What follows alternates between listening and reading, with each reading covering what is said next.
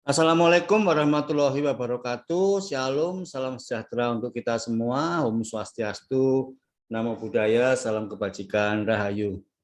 Pertama, mari kita panjatkan puji dan syukur kehadirat Allah yang Maha Kasih, karena hanya rahmat-Nya kita sampai hari ini masih diberi kesehatan, diberi waktu. Terima kasih kepada Pak Wiwin yang sudah meluangkan waktu di tengah kepadatan kegiatan beliau. Ya, kita bersyukur Pak Wiwin menyediakan waktu khusus buat kita, peserta pertukaran mahasiswa modul Nusantara 2021 untuk kelompok Universitas PGRI Kanjuruhan Malang. Sambil menunggu teman-teman yang lain, Pak Wiwin, kita mulai saja karena ini mahasiswanya memang sebagian besar itu adalah kampus dari berbagai macam provinsi, khususnya timur ya. Sulawesi ada, lalu Kupang, Ambon, sampai Sorong juga ada. Sehingga teman-teman, saya pastikan yang ikut pada hari ini akan mendapat pencerahan yang luar biasa. Karena Pak Jakobin ini adalah pegiat, bukan lagi pegiat ya, profesional coach. Ya, apa itu profesional coach? Dihubungkan dengan modul Nusantara, lalu juga kita hubungkan dengan toleransi dalam keberagaman itu seperti apa dan bagaimana, lalu apa yang dapat kita lakukan. Nanti kita akan mendengarkan pencerahan dari Pak Jakobin. Untuk itu, saya beri kesempatan kepada Pak Jakobin nanti menyampaikan beberapa hal, lalu nanti ada tanya jawab, juga nanti kita akan foto bersama. Baik, terima kasih. Saya persilakan kepada Bapak Jakobin. Monggo, Pak Wiwin. Oke, terima kasih Pak Kuko. Assalamualaikum warahmatullahi wabarakatuh. Semangat pagi untuk kita semua. Thank you buat teman-teman yang udah join ya. Ini ada 12 orang ini Pak Kuko ya, yang sudah join ya.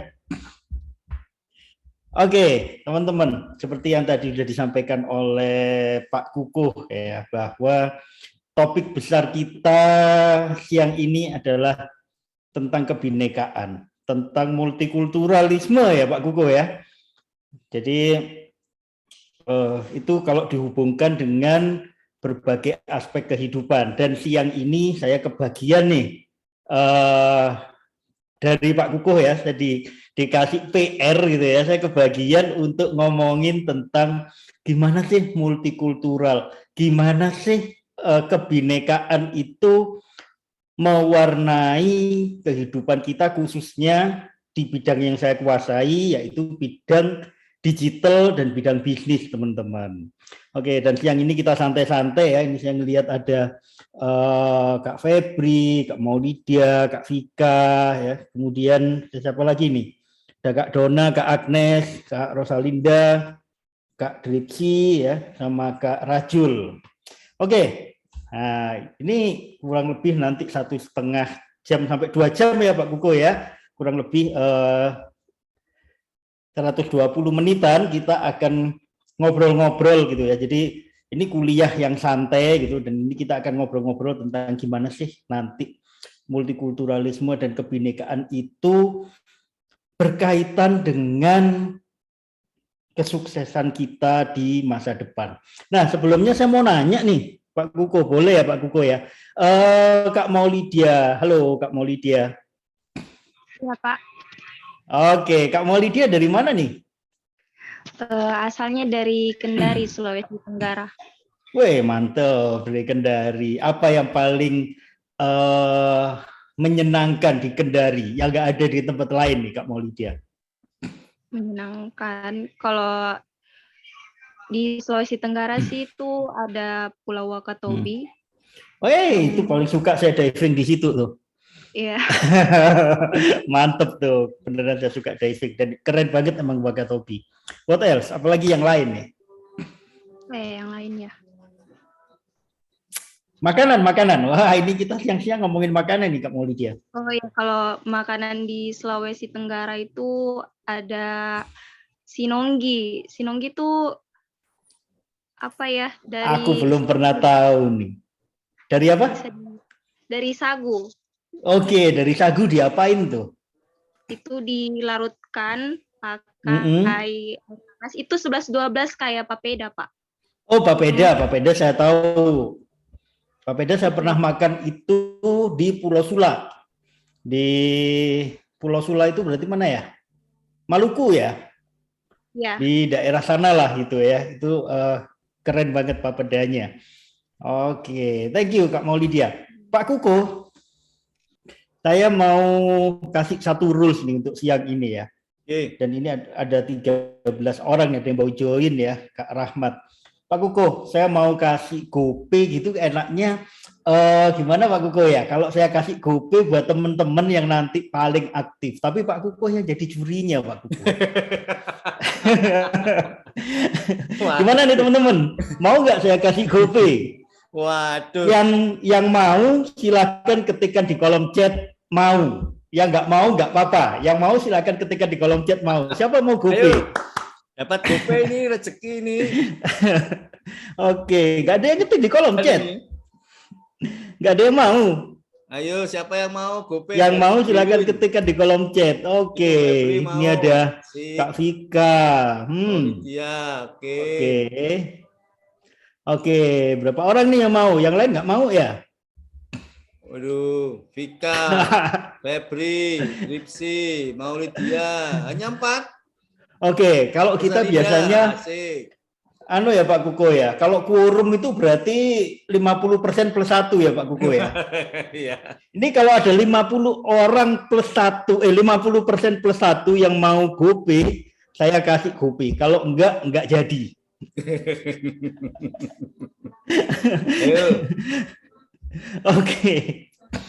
Oke, kayaknya banyak yang mau. Oke, saya akan kasih GoPay untuk yang paling aktif. Nanti Pak Kuko yang akan jadi jurinya ya. Silakan nanti Pak Kuko yang menilai siapa yang paling aktif dan nanti bakal dapat GoPay dari saya. Oke, teman-teman. Kaitannya masih dengan kebinekaan gitu ya.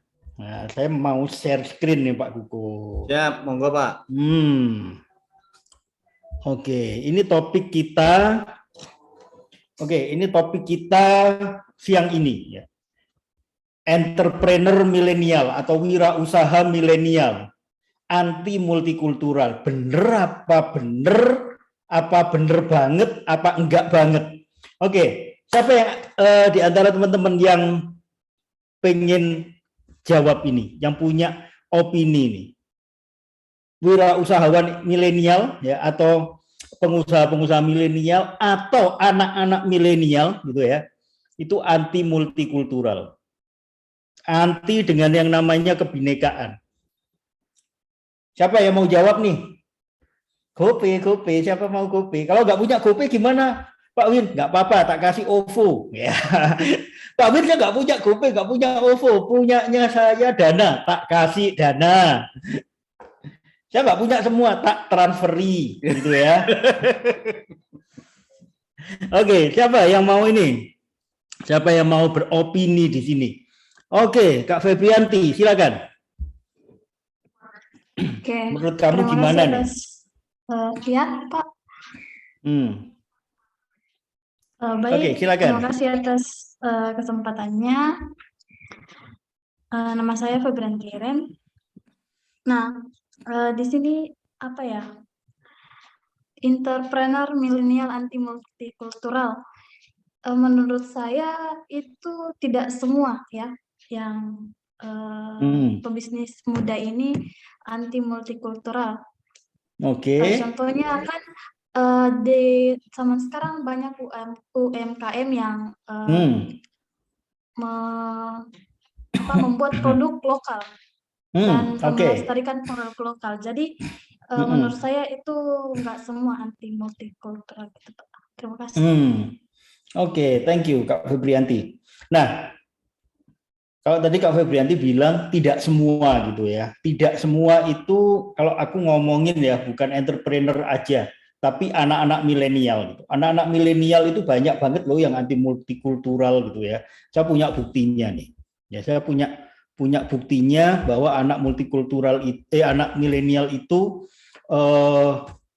banyak loh yang anti multikultural gitu ya. Kenapa seperti itu?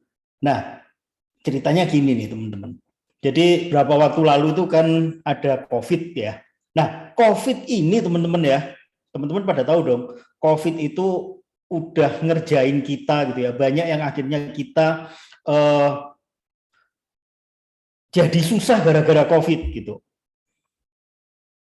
Ada malahan anggota keluarga kita yang jadi korban COVID. Ya. Untung-untungan kalau itu memang sampai sekarang akhirnya beliau bisa sembuh gitu ya, dan akhirnya bisa bisa survive gitu ya. Nah itu ada di Kak Vika. Hai, halo kakak. Itu cowoknya Kak Vika ya. Oke, nah COVID ya, gara-gara COVID itu banyak yang akhirnya nggak bisa kuliah, banyak juga yang akhirnya dipecat dari kerjaannya, gitu. Banyak juga bisnis yang akhirnya jatuh cuman gara-gara COVID. Kenapa? Ya akhirnya bisnisnya nggak ada orang beli gitu ya. Tapi teman-teman jangan salah, COVID itu berjasa loh buat kita, dan kita perlu berterima kasih sama makhluk kecil, jelek, nakal yang namanya COVID yang udah bikin susah. Mungkin teman-teman ya, kalau nggak ada COVID, saat ini kita masih belum kenal Zoom. Saat ini kita masih belum banyak kenal GoPay, masih belum banyak kenal OVO, masih belum banyak kenal yang namanya pembayaran secara digital, teman-teman. Nah, banyak yang akhirnya berubah dengan adanya COVID. Kita jadi go digital, kita jadi go virtual, kita bisa kuliah di mana aja gitu ya. Nggak harus dari Sulawesi, nggak harus dari Kak Vika ini kalau nggak salah dari Bali ya Kak Vika ya.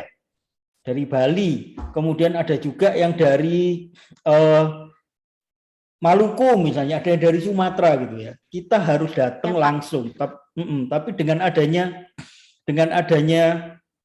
COVID ya, kita mau nggak mau akhirnya harus go digital, teman-teman.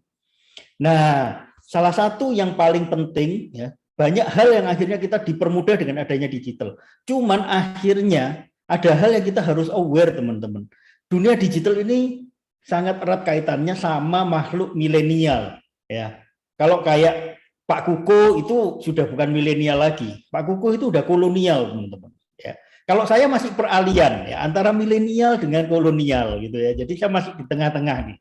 Nah, kalau Pak Kuko udah murni kolonial lah Pak Kuko itu ya, gitu. Nah, ternyata teman-teman di dunia digital ada hal-hal yang kita perlu aware, dan ini dimanfaatkan oleh anak-anak milenial. Apa itu? Yang pertama, kita di dunia digital itu sifatnya anonimus, teman-teman. Anonimus itu apaan sih Pak Win gitu ya? Anonimus itu identitas kita di dunia digital itu serba tersamar. Ya. Yang namanya Dripsi, yang namanya Febrianti, yang namanya Rajul, yang namanya Agnes, begitu masuk ke dunia digital, kalian berganti nama, nggak ada orang tahu. Nggak ada yang tahu, guys. Jadi Dripsi gitu ya, dia masuk ke dunia digital, dia bikin akun Instagram, diganti namanya jadi Queenie. Wah, siapa yang tahu kalau itu ternyata Dripsi gitu kan? Nah, terus fotonya gimana? Berapa lama sih kita ngedit foto gitu kan? Ada banyak filter gitu ya.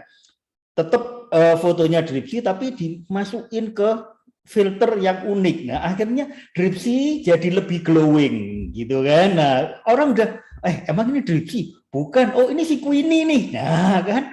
Ya, itu yang disebut dengan anonimus. Bahkan nama dan identitas kita bisa kita sembunyiin, teman-teman. Nah, akhirnya teman-teman dari situlah ya, banyak hal yang jadi masalah.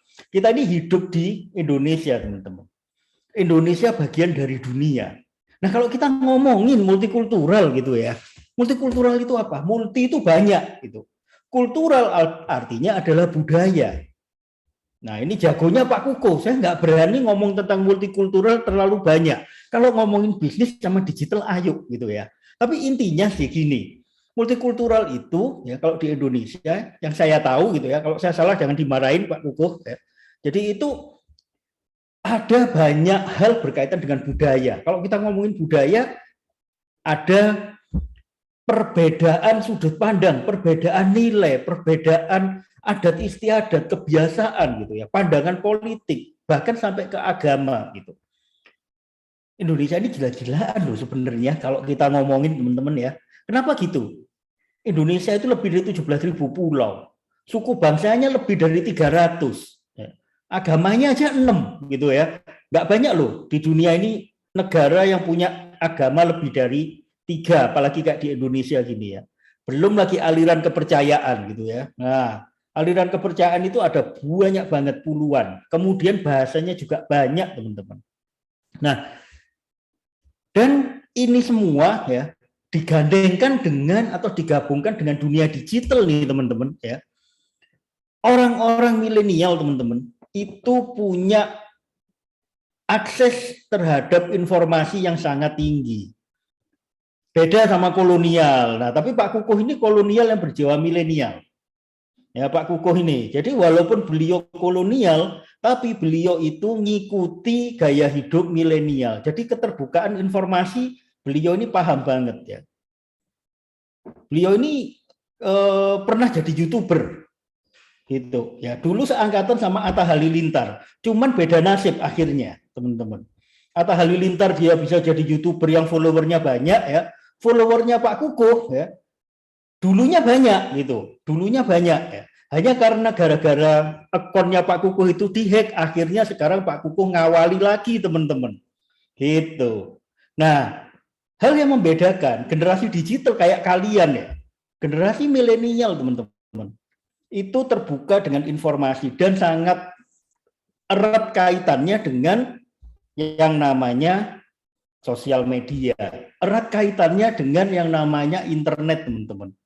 Tapi yang namanya isu multikultural juga jadi gibah di antara anak-anak milenial jauh lebih besar dibandingkan dengan yang di kolonial teman-teman. Nah nih ya, kalau kita lihat ya, ini fakta teman-teman. Mulai 2018 ada ujaran kebencian itu banyak banget, ya, banyak banget teman-teman.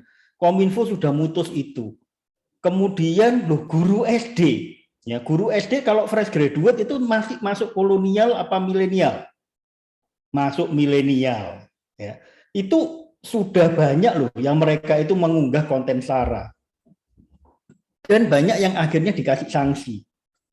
Ujaran kebencian, ya. Itu data yang muncul ya, data yang muncul dari Kominfo teman-teman, itu ternyata setelah dilacak kebanyakan adalah dari orang-orang milenial. Dari generasi milenial. Kenapa? Karena rata-rata generasi kolonial itu mereka gaptek teman-teman. Nah, ini satu bukti nih teman-teman bahwa isu multikultur ya kalau sudah kena anak milenial dianggap sebagai sesuatu yang jadi masalah gitu. Sesuatu yang bisa dipakai bahan guyonan, sesuatu yang bisa dipakai untuk jadi bahan gibahan gitu ya. Dan anak-anak milenial itu biasanya mereka curhat juga di sosmed gitu ya. Jarang yang mereka itu curhat sama temennya. Apalagi curhat sama Tuhan gitu ya. Jarang banget curhatnya di sosmed. Ya. Bahkan berdoa pun seringkali saya lihat ada orang yang berdoanya di sosmed. Ya, ya Tuhan, berilah kami rezeki pada hari ini gitu. Tapi dia ngomongnya di sosmed. Padahal Tuhan belum tentu punya akun Instagram gitu ya. Tapi banyak loh yang nulisin itu di Instagram mereka gitu. Nah, ini satu bukti bahwa walaupun nggak banyak ya, tapi cukup gede juga anak-anak milenial yang mereka anti dengan multikultural, teman-teman. Nah, ini yang kita harus hati-hati. Kalau kita ngomongin tentang multikultural aja, di Papua waktu itu ada PON. Hanya gara-gara Nagita Slavina jadi ikonnya PON, itu udah ramenya minta ampun gitu ya. Loh, kenapa sih kok nggak ambil yang dari asli Papua? Kenapa sih kok nggak ini? Kenapa kok nggak itu? Belum lagi sekarang kita ngomongin di India gitu ya. Orang-orang di India pada nyembah Dewi Corona gitu. Wah, itu udah heboh banget gitu ya. Bahkan banyak juga yang akhirnya ikutan mereka itu mencemooh orang-orang yang ada di Bali, orang-orang Hindu yang ada di Bali itu ikutan kena gitu ya. Jadi itu akhirnya ngimbas ke sana.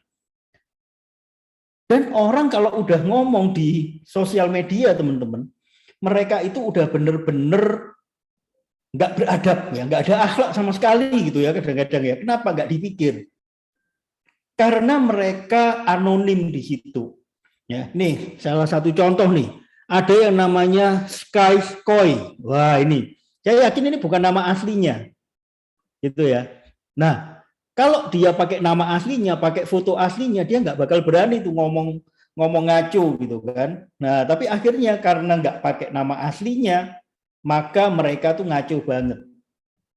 Dan biasanya anak-anak milenial itu, teman-teman, mereka suka nyeplos tapi berpikirnya belakangan gitu ya. Nah, itu yang harus hati-hati. Apalagi sekarang ada undang-undang ITE, teman-teman. Dan ini akan menjadi jejak digital.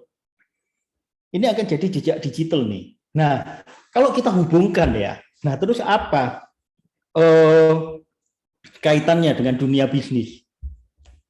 Di dunia bisnis, teman-teman, yang paling gampang, saya nggak ngomongin bisnis konglomerat yang gede ya, saya ngomongin bisnis mahasiswa aja.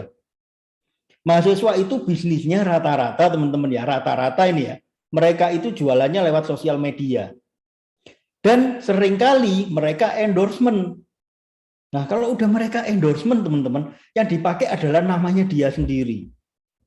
Nah, ini yang harus hati-hati. Kalau kita pernah berkomentar yang nggak baik, atau kita sering kali ngomentari yang nggak baik, sering bikin postingan yang nggak baik, teman-teman, jangan lupa di ruang digital itu adalah ruang publik, teman-teman. Artinya apa? Siapapun bisa ngelihat di sana. Ini yang ngeri banget. Banget ngerinya ya. Kenapa gitu? Karena apa yang kita pernah tuliskan, apa yang kita pernah komentarkan, apa yang kita pernah upload di sosial media, di dunia digital, itu akan jadi jejak digital, teman-teman. Ya, kalau mungkin kita jalan-jalan di Flores gitu ya, pantainya bagus gitu. Kita jalan di pasirnya, saking lembutnya gitu ya, sebentar aja jejak kaki kita tuh udah hilang, kena angin. Jejak kaki kita udah hilang kena ombak, teman-teman. Tapi kalau di dunia digital enggak. Bahkan walaupun itu udah dihapus masih bisa dimunculin, teman-teman. Nah, ini yang harus hati-hati. Bayangin kalau sekarang teman-teman jadi seorang teman-teman punya bisnis nih. Teman-teman punya bisnis. Kemudian teman-teman jualan di sosial media. Teman-teman jualan di Instagram misalnya. Kemudian teman-teman pernah berkomentar, ya. Misalnya nih, wah, itu orang-orang Bali itu misalnya ini ya, misalnya kalian pernah berkomentar tentang orang-orang yang ada di Bali, kalian ngomentari tentang orang-orang di Bali gitu ya. Nah, suatu saat kalian jualan. Nah, pas ada yang pernah tahu postingan kalian tentang hal-hal yang negatif tentang orang-orang Bali, itu bisa digunakan untuk menjatuhkan kalian gitu. Dan ini yang harus hati-hati banget gitu ya. Karena apa? Dunia bisnis, teman-teman, sangat erat kaitannya dengan profil kita nih. Sangat erat kaitannya dengan image terhadap diri kita. Kunci dari sebuah bisnis, teman-teman, itu adalah image atau nama baik kita gitu ya. Kalau nama baik kita udah jatuh, nah itu yang susah. Apapun yang kita jual susah gitu ya untuk laku. Apalagi kalau misalnya teman-teman bukan jualan produk tapi jual diri gitu ya. Jual diri kayak saya gitu ya. Loh, Pak Win jual diri? Iya. Karena apa? Karena bisnis saya adalah bisnis jasa, teman-teman. Yang saya jual apa? Jasa saya. Gitu. Makanya saya jual diri. Nah, kalau saya nggak hati-hati, teman-teman ya, di dunia digital Ya, saya ngatain orang sembarangan, kemudian saya ngomongin tentang banyak hal gitu ya, yang berkaitan dengan suku misalnya. Wah, itu orang Manado gitu ya. Wah, orang Manado tuh makannya ngaco tuh, misalnya seperti itu. Nah, itu suatu saat kalau ada yang tahu misalnya ya, akan jadi bumerang buat kita gitu. Nah, itu yang kita harus hati-hati teman-teman, karena ruang digital adalah ruang publik. Nah, tapi jangan salah, ruang digital itu juga bisa datengin rezeki buat kita teman-teman. Kalau kita udah ngomongin tentang bisnis ya, bisnis itu apa sih sebenarnya? Bisnis itu adalah kita memberikan manfaat untuk orang lain, tapi kita juga dapat keuntungan dari sana teman-teman. Nah, kalau kita udah ngomongin kayak gitu, ya sekarang ini ruang digital itu adalah satu hal yang dia bisa bawa keuntungan gede buat kita. Tapi jangan lupa, kalau kita nggak hati-hati teman-teman, ya kita mentertawakan hal-hal yang berkaitan dengan multikultural, ngata-ngatain, apalagi berkomentar tentang hal-hal yang sifatnya sara teman-teman ya, wah itu bahaya banget gitu. Karena dunia digital itu kayak pedang bermata dua teman-teman. Bisa jadi buat kebaikan, bisa jadi buat hal-hal yang negatif teman-teman. Nah makanya kita harus hati-hati ya. Bisnis di dunia digital kita juga harus menerapkan nilai-nilai Bhinneka Tunggal Ika. Maksudnya gimana? Maksudnya adalah dengan meningkatkan derajat dan martabat orang lain teman-teman. Jangan sampai kita menghina orang lain. Dan itu akan kelihatan dari postingan-postingan kita. Ya. Kalau kita mau nawarin barang via Instagram aja misalnya, ya, itu akan kelihatan banget. Kita nawarin barang via Instagram, kemudian kita misalnya nih ya, kita pakai bahasa Jawa misalnya gitu ya, pakai bahasa Jawa. Lah terus yang mau beli emang cuma orang Jawa. Kan enggak juga gitu.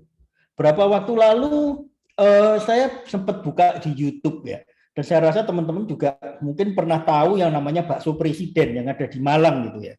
Nah itu banyak banget di YouTube itu orang ya yang mereview tentang bakso presiden. Nah ini unik ini Pak Kuko. Mereka mereview bakso presiden itu yang ada di Malang, enggak cuman dengan bahasa Malang ya, tapi saya lihat ada banyak banget dengan bahasa macam-macam. Ya. Nah ini loh, dunia digital bisa dipakai untuk bisnis dan dengan menerapkan konsep Bhinneka Tunggal Ika, mereka bisa membuat orang lain gitu ya, orang lain untuk memviralkan dengan bahasa mereka masing-masing. Loh, Mas Win, lah padahal kita kan diminta untuk selalu mengangkat bahasa Indonesia. Yes, bener banget. Kita mengangkat bahasa Indonesia. Tapi balik lagi, bahasa pada saat kita lahir gitu ya, pada saat kita lahir di Manado, kita lahir di Bali, kita lahir di Sumbawa misalnya, itu ada banyak bahasa yang pertama kali kita dengar.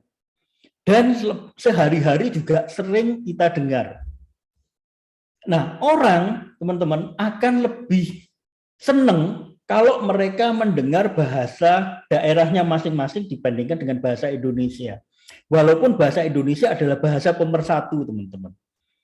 Dan itu ya akan keren banget kalau misalnya digandengin dengan local wisdom yang ada di tempat teman-teman. Misalnya nih, tadi ya saya sempat nanya tentang makanan gitu ya. Nah, misalnya tentang makanan, kemudian kita posting tuh makanan. Kita pakai bahasa daerah untuk orang-orang yang ada di daerah kita. Ada terjemahannya dalam bahasa Indonesia juga, supaya orang lain tertarik dan ngerti untuk bacain itu, teman-teman. Nah, tapi akan jauh lebih keren kalau misalnya ternyata Pak Kuko gitu ya, yang nggak ngerti bahasa Sulawesi ya. Kalau di Sulawesi pakai bahasa apa, Kak Maulidia? Bahasa daerahnya bahasa apa? Sulawesi apa dulu? Kalau di tempat kamu apa? Kalau Sulawesi Tenggara, suku Tolaki, bahasa daerah Tolaki. Oke, bahasa daerah Tolaki. Coba dong kamu ngomong pakai bahasa Tolaki tentang kamu lah gitu.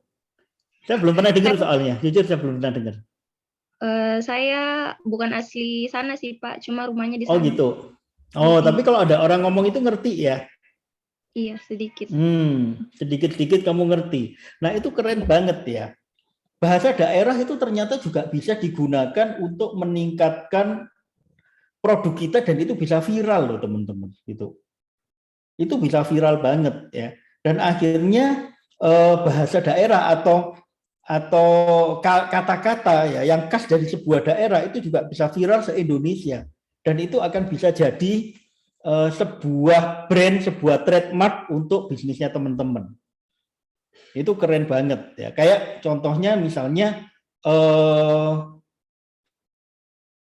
Gagadu misalnya. Gagadu itu kaos yang diproduksi di Jogja. Kebanyakan mereka memang pakai bahasa Indonesia dan banyak juga bahasa Jawanya di sana.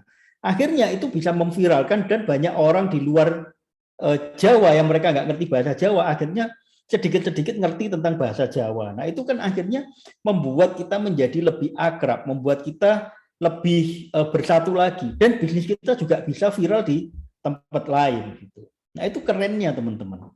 Ya, jadi dengan adanya hal-hal yang bersifat digital, kita akan bisa lebih luas lagi memasarkan produk-produk kita, memasarkan ide-ide kita. Apalagi kalau ada hal-hal yang sifatnya itu kedaerahan, tapi akhirnya tentang Banyuwangi. Ya, bagaimana saya membantu Banyuwangi untuk memviralkan Banyuwangi dari tidak dikenal orang sampai akhirnya jadi seperti sekarang. Nah, nih ya teman-teman ya. Jadi memang kalau tadi sudah disampaikan Pak Kukuh tentang saya gitu ya, saya lebih ke arah profesional coach gitu. Tapi sebenarnya teman-teman, selain sebagai seorang profesional coach, sebagai seorang dosen gitu ya, saya juga seorang technopreneur. Apa itu technopreneur? Technopreneur itu adalah orang yang berwirausaha di bidang teknologi. Gitu. Saat ini saya mengelola beberapa startup dan 2 perusahaan ya yang bergerak di bidang pendidikan dan juga ada yang bergerak di bidang pariwisata, teman-teman. Nah, ini ya.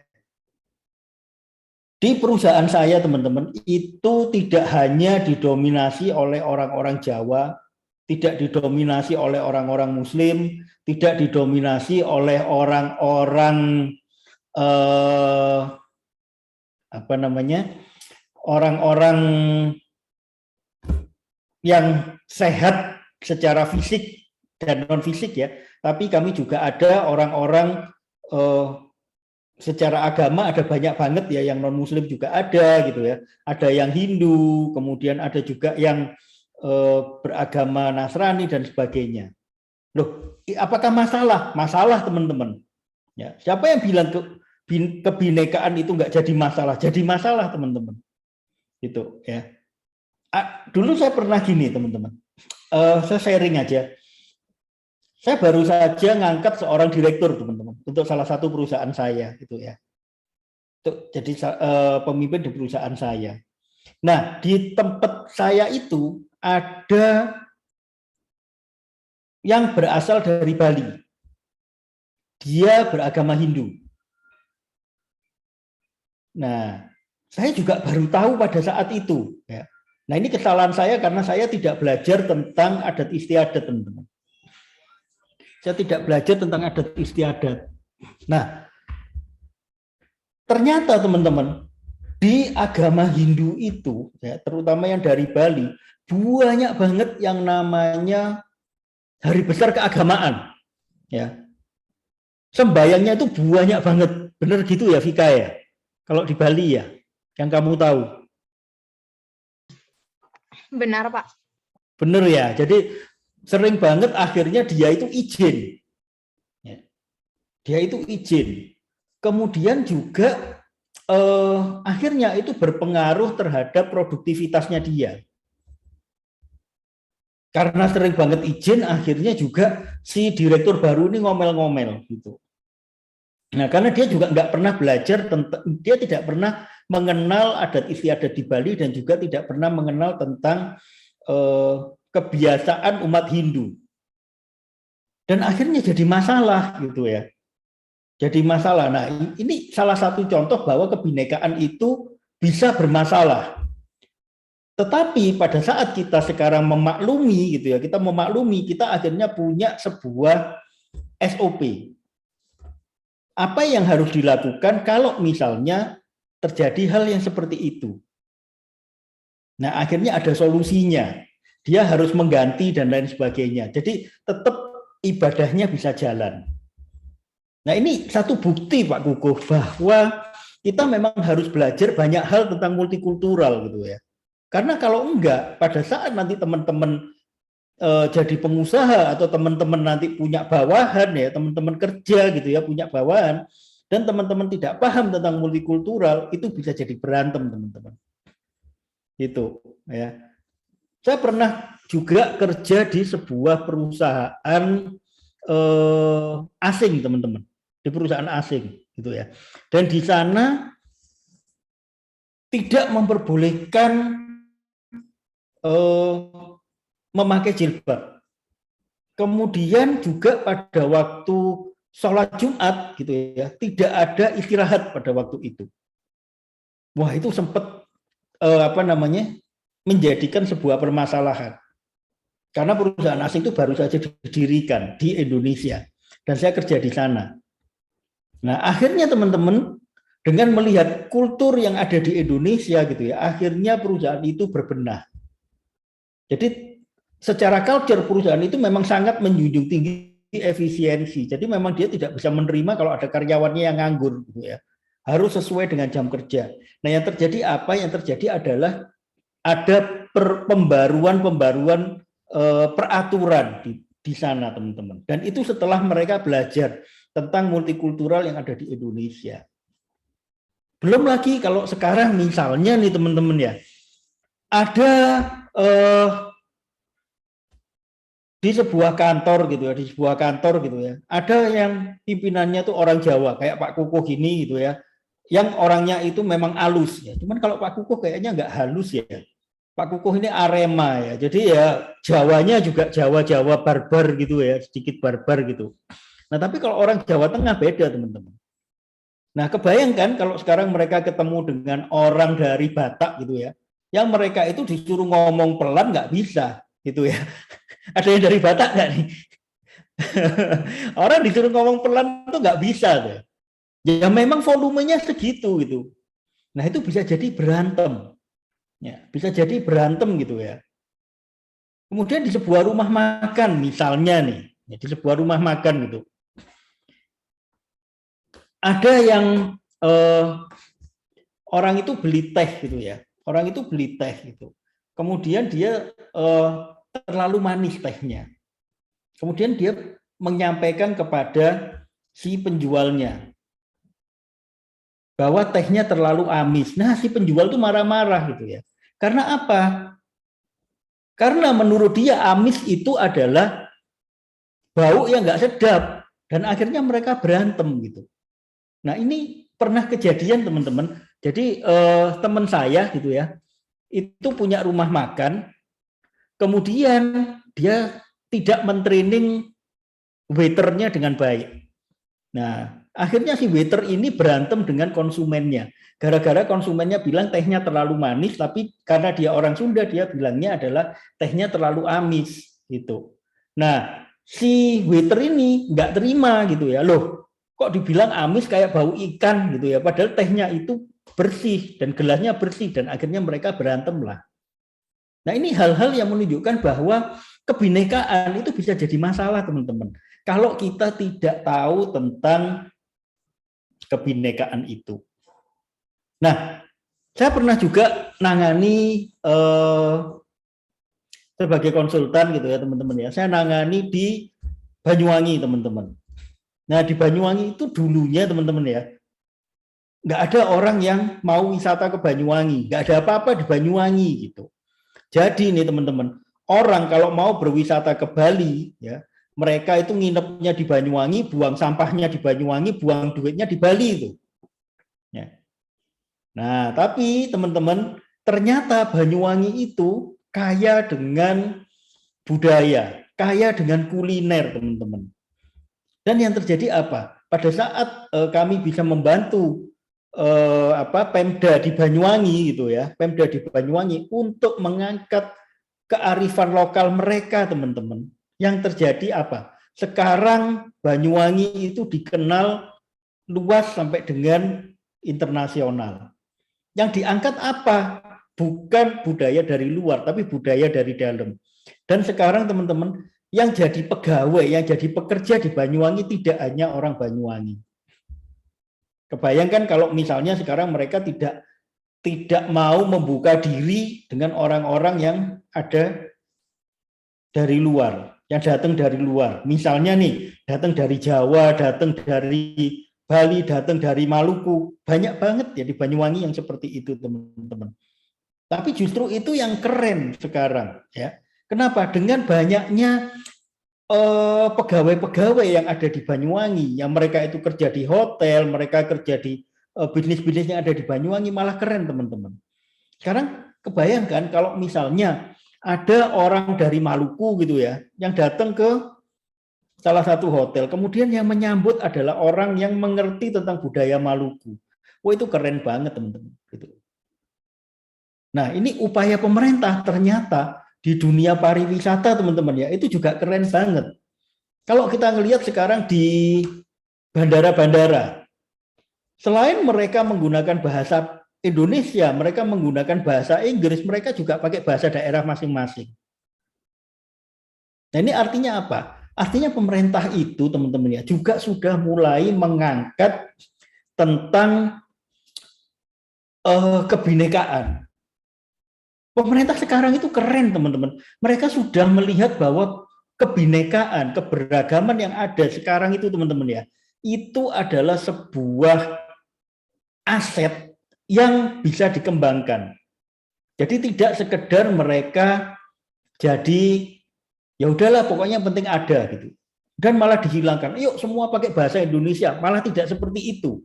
Bahasa Indonesia adalah bahasa wajib. Tetapi pemerintah berusaha mengangkat kekhasan dari masing-masing daerah itu. Nah, ini satu peluang. Kalau teman-teman mau berbisnis gitu ya, teman-teman harus sudah mulai menancapkan mindset kebinekaan, teman-teman. Jadi kebinekaan itu jangan ditinggal. Ini yang saya alami sebagai seorang pebisnis, teman-teman. Ya, sebagai seorang pebisnis, dulu saya tidak terlalu paham dengan kebinekaan, dan di bisnis saya, teman-teman, saya nggak terlalu ngurusi ya tentang kebinekaan, saya nggak terlalu ngurusi. Tapi semakin bisnis saya berkembang, mungkin kalau bisnis saya dulu hanya sekedar di Kota Malang misalnya, ya saya nggak terlalu ngurusi. Tapi karena sekarang bisnis saya sudah mulai go nasional, bahkan sudah go internasional, teman-teman ya. Ternyata kebinekaan itu penting banget. Dan orang luar negeri, teman-teman, sangat mengapresiasi kebinekaan yang kita miliki. Dan mereka senang banget dengan heritage. Nah, itu yang akhirnya membuat saya berpikir, penting banget buat saya untuk bisa punya karyawan-karyawan yang tidak hanya dari satu tempat. Saya punya satu startup, teman-teman ya, yang dinaungi oleh salah satu company saya. Itu karyawannya ada yang dari Sumatera, ada yang dari Bogor, ada yang dari Sumedang, ada yang dari Bandung, ada yang dari Bali, ada yang dari NTT, ada yang dari NTB. Ya, dari Papua belum ada. Nah, kalau ada yang dari Papua mau ngelamar silakan. Ya. Dan itu impact-nya gede banget. Ya. Pada saat saya harus menjual produk saya ke daerah, teman-teman, ya, ternyata pegawai-pegawai saya yang berasal dari daerah itu memberikan informasi yang luar biasa tentang kebiasaan, adat istiadat, dan lain sebagainya. Dan asal teman-teman tahu, kalau kita sudah ngomongin bisnis, teman-teman, konsumen itu adalah segalanya. Dan kita akan bisa menjual produk kita ataupun jasa kita, teman-teman, kepada konsumen kalau kita paham, kalau kita tahu siapa konsumen kita dan bagaimana kebiasaannya dia. Dia pasti beli, teman-teman. Dibandingkan dengan produk yang sama tapi mereka nggak ngerti konsumen. Nah, ini yang keren banget. Ya, makanya sekarang kebinekaan itu benar-benar harus kita tanamkan di dalam mindset kita. Kalau kita mau berbisnis, kalau kita mau berkarir, teman-teman. Ya, kita harus menanamkan itu. Nah, cuman sekarang yang jadi PR kita, teman-teman, ya. Gimana sih menyikapi multikultural dan gimana memanfaatkan ruang digital? Supaya apa? Kalau bisnis kita kuat, multikultural kita kuat, teman-teman, maka negara kesatuan Republik Indonesia juga akan semakin kuat. Dan kalau kita kaitkan dengan mindset entrepreneur, sebenarnya apa sih mindset bisnis atau mindset entrepreneur itu? Mindset entrepreneur itu intinya adalah mindset yang mandiri, teman-teman. Mandiri itu artinya apa? Ya artinya kita betul-betul tidak tergantung 100% dengan apapun yang ada di luar kita, termasuk dari daerah teman-teman masing-masing. Artinya apa? Angkat budaya lokal, teman-teman. Angkatlah apa yang ada di sekeliling teman-teman dan teman-teman bisa memperkaya itu dengan kebinekaan yang ada di luar teman-teman. Sehingga akan muncul kemandirian untuk teman-teman. Jadi sebenarnya apa sih jadi pebisnis itu ya? Jadi pebisnis itu adalah bagaimana kita bisa memberdayakan apa yang kita miliki. Kemudian itu bisa bermanfaat untuk banyak orang. Jadi apa yang ada di sekitar kita, apa yang kita miliki bisa bermanfaat untuk orang lain juga. Nah, ini yang inti dari mindset seorang pebisnis, teman-teman. Nah, mindset pebisnis itu diawali dengan sebuah permasalahan. Kemudian dari permasalahan ini, teman-teman, memunculkan ide kreatif. Wah, kalau di Kota Malang itu yang terkenal bakso. Orang paling suka dengan yang namanya kuliner dan jajanan, teman-teman. Karena saya di Malang, teman-teman, yang terkenal di Malang itu bakso. Itulah yang akhirnya juga dipakai oleh bakso presiden. Dan akhirnya mereka mengangkat local wisdom-nya. Local wisdom di Malang, bakso itu diangkat kemudian dibuatlah inovasi dari sana. Akhirnya apa? Ada bakso dengan beragam isi, ada banyak bakso dengan beragam rasa, ada banyak bakso yang keren-keren dan inovatif banget. Tapi kuncinya apa? Local wisdom-nya, bakso. Nah, dari situ barulah kita mikir, gimana ya saya bisa dapat cuan dari situ, kita bisa dapat keuntungan dari situ. Beberapa waktu lalu, teman-teman, ada salah satu klien saya, jadi binaan saya, dia dari Kalimantan ya, dia bikin olahan makanan namanya temet. Ada yang pernah tahu nggak temet? Yang tahu raise hand dong. Ada yang pernah tahu nggak temet? Nggak tahu kan? Nah, nggak tahu, oke. Saya juga nggak tahu, teman-teman, awalnya. Saya baru dengar, oh itu ya makanan temet gitu ya. Dia bentuknya kayak pempek, teman-teman ya. Tapi mereka bilangnya itu adalah kerupuk basah, tapi bukan seblak. Nah kan unik kan gitu. Dalamnya diisi dengan ikan patin, teman-teman. Dan ternyata itu khasnya Kalimantan Barat kalau nggak salah. Nah, kemudian dari sana saya dikirimi, saya cicip. Gila, enak banget gitu ya. Sama dengan pada waktu pertama kali saya makan papeda. Wih, enak banget ya papeda ternyata gitu. 1 sendok pertama saya ngerasa aneh rasanya.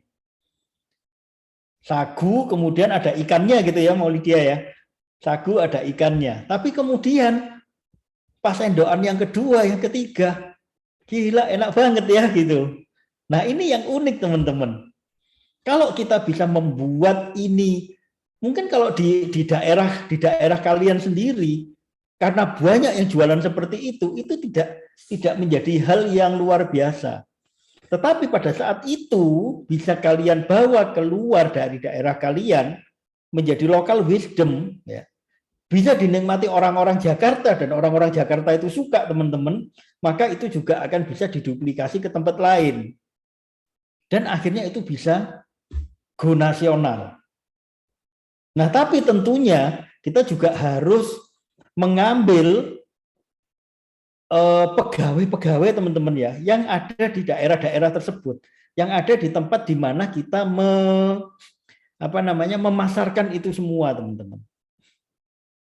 Nah, itu yang keren, ya. Misalnya nih, dari Temet yang tadi dari Kalimantan gitu, ya. Saya mau jual itu ke Jogja misalnya. Yang paling tahu kondisi orang Jogja kan ya orang Jogja. Makanya saya akan ambil pegawai dari Jogja, saya akan tanya gitu, ya. Kamu di Jogja orang-orang Jogja itu sukanya kayak gimana? Dan pada saat dia menjual itu, dia sudah tahu adat istiadat di Jogja seperti apa. Sehingga barang yang aneh itu akan bisa lebih mudah dijual di Jogja. Makanan yang dari Kalimantan akan bisa dijual di Jogja dengan lebih gampang. Nah, itu satu contoh, teman-teman. Oke. Bentar.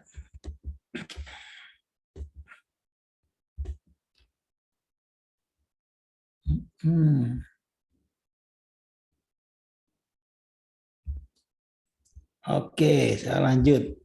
Nah, sebenarnya apa sih yang ada di otak ini, ya, yang ada di otak pebisnis, teman-teman? Yang ada di otak pebisnis itu adalah bisnis yang nggak cuman sehari jualan. Artinya apa? Nggak cuman saya jual hari ini untuk hari ini dan besok. Tapi bisnis yang baik itu adalah bisnis yang bertahan lama, teman-teman. Kalau perlu malah bisa diwariskan. Jadi nggak cuman jualan untuk hari ini, gitu. Dan yang penting juga bisnis itu harus bisa memberi solusi dan manfaat, teman-teman.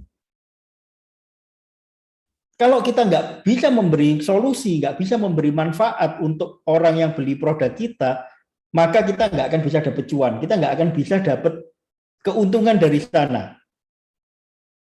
Dan tentu saja banyak hal yang nggak enak dalam menjalani bisnis. Itu yang saya alami, teman-teman. Nah, sehingga apa? Berkali-kali saya bangkrut, berkali-kali saya gagal gitu, ya. Tapi itu jadi pembelajaran buat saya. Dan ternyata yang paling penting, teman-teman, adalah dalam membangun bisnis, dalam menjalankan bisnis, dalam berkarir nantinya kalau teman-teman jadi karyawan, adalah adaptif pada keadaan, teman-teman. Artinya apa? Kalau saya jualan di Makassar gitu, ya, saya harus paham orang Makassar itu seperti apa. Saya mau presentasi di Jogja dengan saya presentasi di Mentawai misalnya, itu beda banget. Saya pernah hampir dari Sumatera sampai Kalimantan, sampai Papua, saya sudah pernah semua, teman-teman, semua provinsi, tapi tidak semua tempat, ya. Semua provinsi saya sudah pernah gitu. Dan memang luar biasa. Kalau saya harus presentasi di sana, presentasi bisnis, yang pertama kali saya tanyakan adalah adat istiadat orang sana seperti apa. Bagaimana mereka menyambut tamu, bagaimana adat istiadatnya, bagaimana mereka menyapa, bahasa daerah untuk hal-hal yang sederhana itu saya harus tahu. Selamat pagi, selamat siang, selamat malam, itu saya harus tahu bahasa daerahnya apa. Terima kasih, bahasa daerahnya apa. Dan bagaimana mereka memperlakukan orang lain itu seperti apa. Saya harus tahu itu. Itu namanya adaptif pada keadaan, teman-teman. Nah, kalau kita menjual produk juga sama. Karena kalau kita nggak adaptif, apapun yang kita bawa ke sana akan ditolak, teman-teman. Nah, ini, ya. Jadi mindset atau pikiran seorang pebisnis harus seperti ini. Terutama adaptif pada keadaan. Untuk bisa adaptif, maka kita harus punya nih, teman-teman, yang namanya mindset kebinekaan. Kita belajar tentang adat istiadat mereka. Karena kalau enggak, ya kita nggak akan bisa sukses untuk berbisnis di sana. Ya, kalau kita cuma bisnis via Instagram gitu, ya nggak apa-apa gitu, ya, masih oke lah gitu. Tapi teman-teman harus berpikir bagaimana bisnis yang kecil harus bisa jadi gede gitu, ya. Apalagi kalau bisnisnya teman-teman misalnya seperti punya saya gitu, ya. Saya harus buka di banyak tempat, dan ini minggu depan saya mau buka satu perusahaan baru lagi di Bali, teman-teman, di Denpasar. Nah, ini saya mengambil lokal partner di sana, gitu ya. Tidak hanya pegawainya, tetapi pimpinan-pimpinannya saya harus ngambil dari Bali. Saya tidak datangkan dari Jakarta, saya tidak datangkan dari Malang misalnya. Saya ambil dari Bali karena memang pangsanya adalah orang-orang Bali. Nah, ini ya, termasuk juga bentuk kantor dan lain sebagainya, saya mengadopsi yang khas dari Bali, teman-teman. Nah, oke, bentar. Oke, nah sekarang dari apa yang tadi udah saya sampaikan, saya udah jelasin teman-teman ya, itu dari apa yang saya tahu. Nah, halo Pak Kukuh. Pak Kukuh monitor? Monitor, Pak Win. Oke. Nah, ini saatnya Pak Kukuh untuk menjadi juri sekarang. Siap. Oke, ini pertanyaan pertama nih teman-teman. Apa sih yang kalian bayangkan tentang hidup kalian 10 tahun dari sekarang? Wis. Sementara kalian hidup di tengah keberagaman seperti Indonesia ini. Oke, siapa yang mau jawab? Ayo, siapa mau jawab nih? Ayo, Siapa yang mau sharing? Kalau perlu kalian tutup mata dulu, kalian bayangin guys. Kasih Kalian waktu, mau Pak jadi? Win. Oke, silakan. Nah, sambil kalian membayangkan 10 tahun lagi, ya, kalian harus bisa mendeskripsikan itu dengan jelas, gitu ya.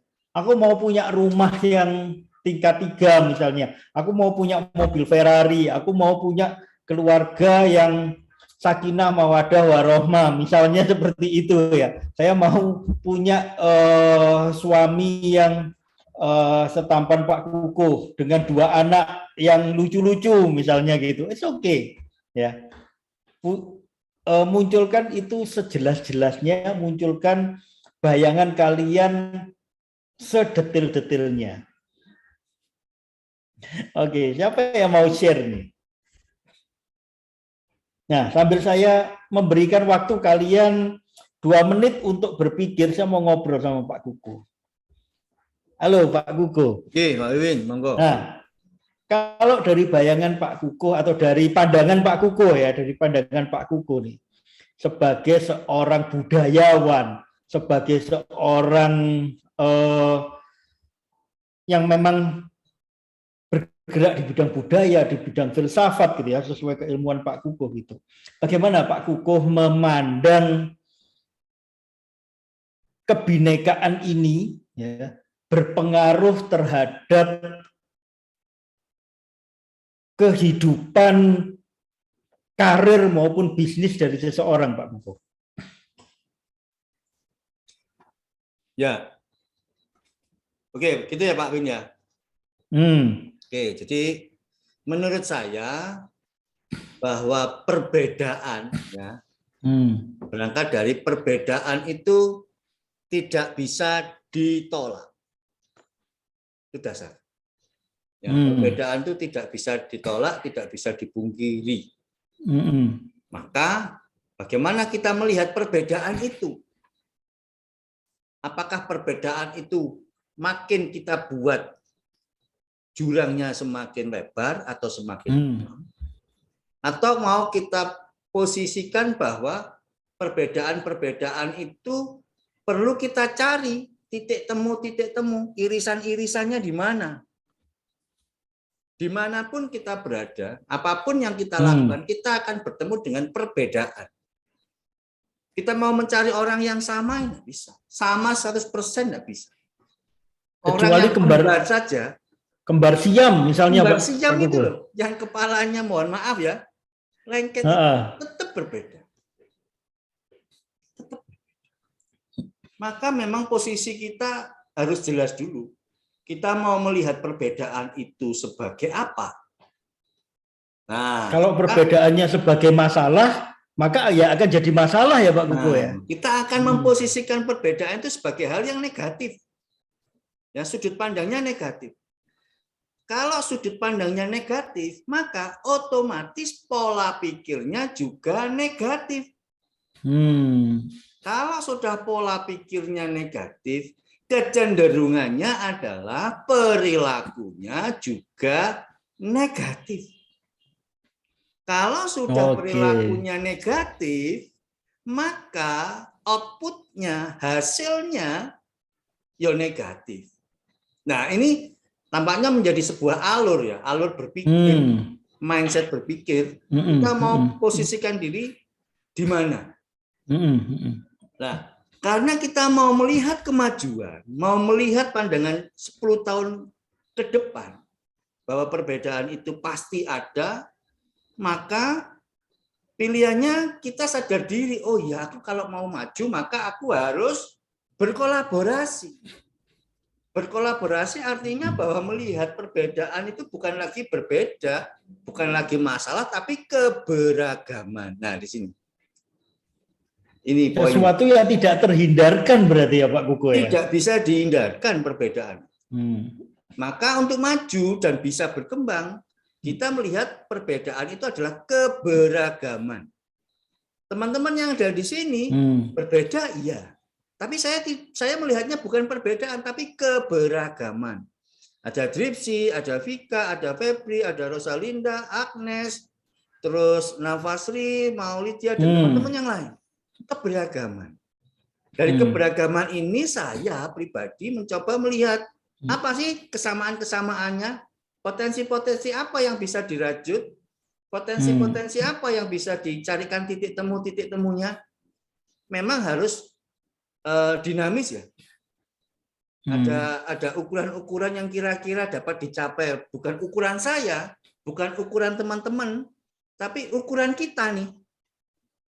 Minimal yang bisa dilakukan apa? Sehingga tanpa kita sadari ketika kita mampu berkolaborasi dalam keberagaman, hasilnya luar biasa. 10 tahun mendatang bisa digambarkan. Kalau teman-teman peserta modul Nusantara ini masih terikat menjalin komunikasi dengan Pak Wiwin secara pribadi, pasti ada sisi positifnya. Beliau ini luar biasa. Ya, saya yakin Pak Wiwin pasti akan meluangkan waktu untuk menggali potensi teman-teman. Sehingga keberagaman, perbedaan tidak bisa dipungkiri. Keberagaman mari kita rajut 10 tahun mendatang. Teman-teman yang ada di sini, modul Nusantara di Universitas PGRI Kanjuruhan Malang, wah kita bisa ketemu, wah jadi orang-orang yang hebat Pak Wiwin. Duta toleransi. Mantap. Nah ini menarik Pak Kuko. Saya ngelihat ada toleransi gitu ya. Tadi disebut oleh Pak Kuko. Sementara juga ada benang merah dari perbedaan-perbedaan itu yang harus disikapi dengan toleransi berarti Pak Kuko ya. Siap. Nah, berarti dalam kehidupan kita, entah kita mau berbisnis, entah kita mau berkarir sebagai apa gitu ya, berarti yang harus digarisbawahi adalah mindset toleransi ya Pak Kuko ya.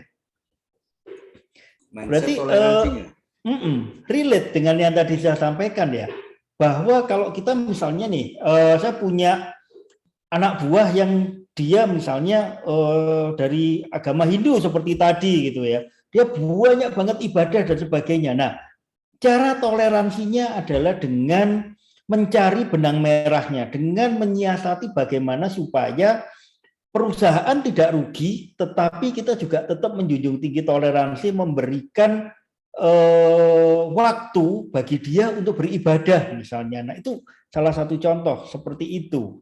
Apakah demikian Pak Kuko? Ya, memang Pak Wiwin.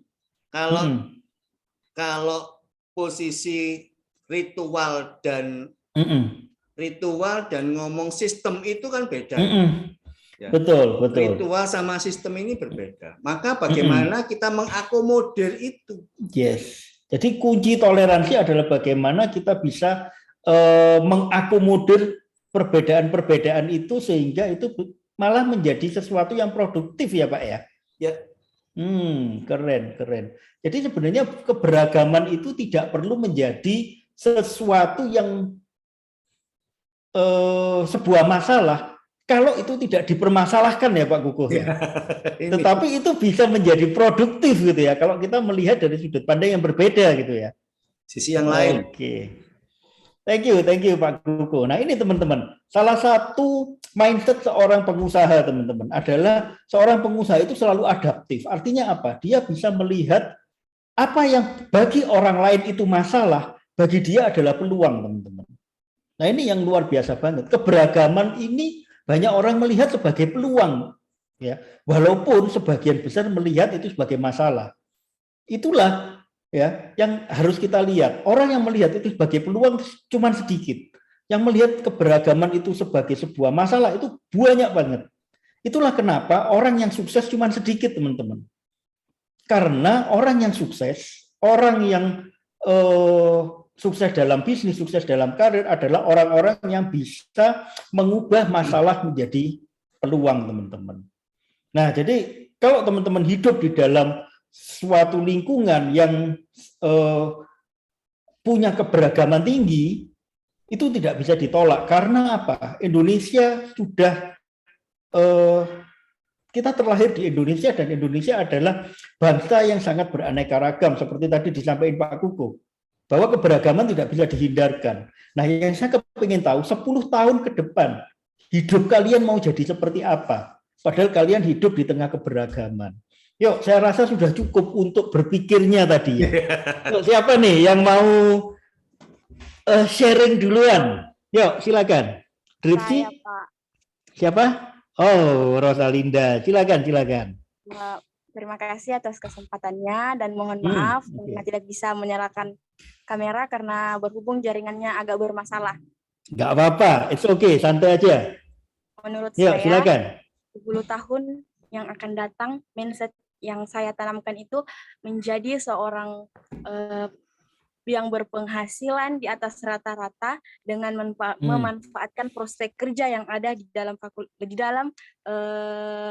jurusan yang saya ambil dengan menanamkan nilai keberagamaan di dalam perusahaan jika saya membuat perusahaan. Karena mengapa? Di dalam keberagaman itu kita dapat menimbah berbagai macam pengalaman, ilmu, dan berbagai macam lainnya. Karena di dalam keberagaman itu ada banyak situasi-situasi yang bisa kita ambil tanpa harus mengikuti gaya mereka. Contohnya, kita ambillah yang baik, kita buang yang tidak baik, dan kita menjadi diri kita sendiri tanpa harus mengikuti mereka. Dengan catatan, apapun yang mereka lakukan, kita tidak terbawa suasana oleh agamanya ke bahasanya, tapi kita ambillah sisi baik dari itu. Kita bisa menerima semua masukan dari luar, tapi itu kembali lagi kepada diri kita sendiri. Kita pilah-pilah yang mana yang lebih baik dan mana yang buruk untuk kita sendiri.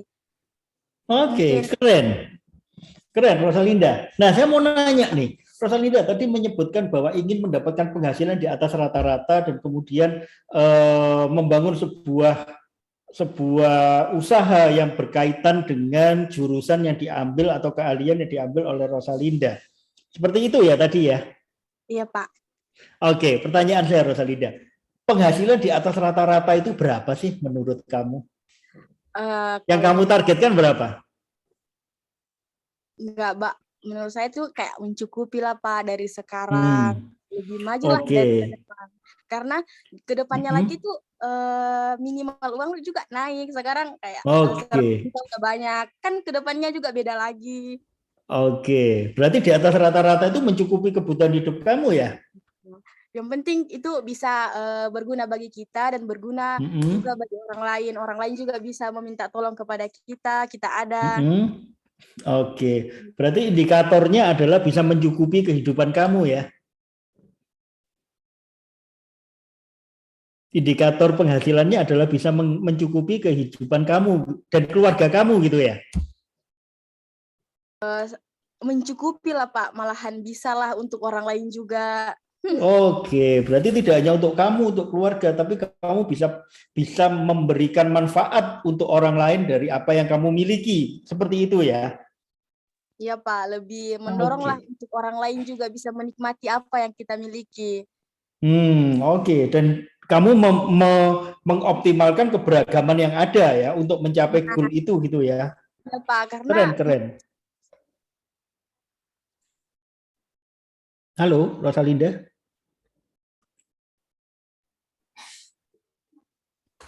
Oke, silakan Rosalinda. udah Pak, udah selesai. Udah. Ya. Oh gitu. Oke, berarti luar biasa ya kamu sudah punya satu bayangan bahwa kamu akan membangun sebuah usaha yang sesuai dengan jurusan kamu gitu ya, untuk mencapai penghasilan yang bisa mencukupi kamu, mencukupi keluarga kamu, dan bahkan kamu bisa membantu orang lain dari situ dengan mengakomodir dan mengoptimalkan keberagaman. Oke, keren banget.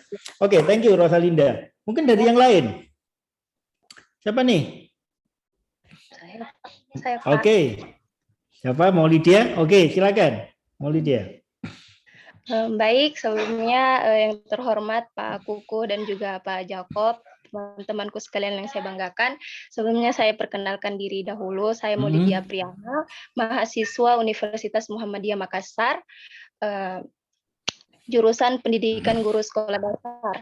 Mengenai mau jadi apakah kita 10 tahun ke depan, kebetulan saya kemarin sempat ngobrol-ngobrol sama teman, baru banget kemarin.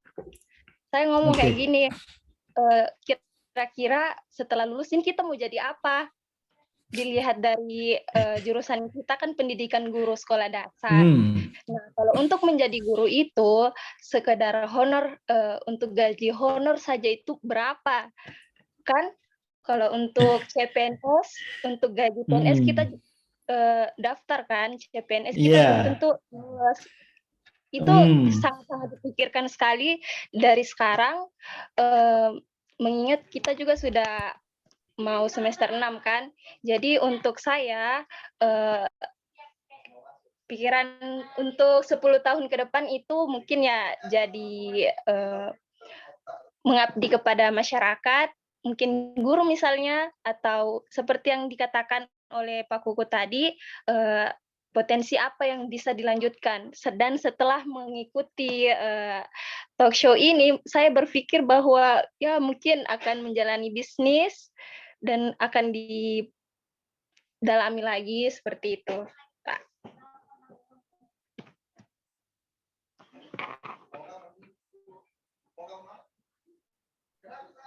Suaranya Pak Wiwin. Oh iya, sorry. Nah, oke, thank you Pak Kuku. Berarti mau Lydia sekarang ada di jurusan PGSD, kemudian kamu punya plan B seandainya memang tidak bisa jadi guru PGSD ataupun jadi ASN gitu ya, jadi ASN dengan penghasilan yang mencukupi, ada pemikiran untuk membuka usaha gitu. Seperti itu ya, mau Lydia? Iya Pak. Iya Pak. Oke, nah dalam bayangan kamu nih, usaha apa yang paling mungkin untuk kamu lakukan, Lydia? 10 tahun ke depan.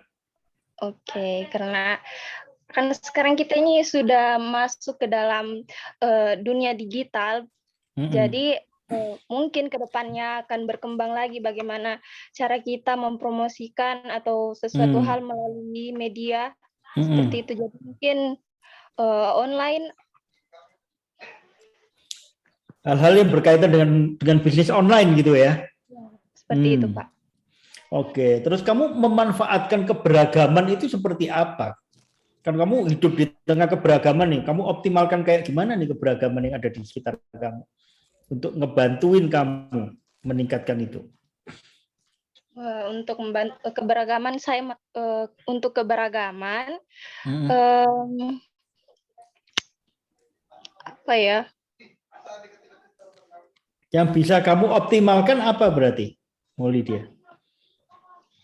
Apa yang sekarang kamu miliki yang bisa kamu optimalkan gitu ya dari lingkungan kamu, misalnya nih yang khas di kotamu apa, misalnya seperti itu, atau ada orang-orang yang di sekitar kamu yang mereka punya keahlian tertentu yang tidak dimiliki di daerah lain, misalnya gitu. Apa yang bisa kamu optimalkan untuk membantu kamu mencapai mimpi kamu tadi? Itu menurut saya masih dalam masalah sih, problem sih bagi saya karena belum terlalu mengarah ke situ, Pak. Karena itu masih plan B. Oke, itu plan B ya. Oke, seandainya tidak jadi ASN gitu ya. Atau kamu jadi ASN tapi penghasilanmu tidak mencukupi, maka kamu ambil plan B gitu ya.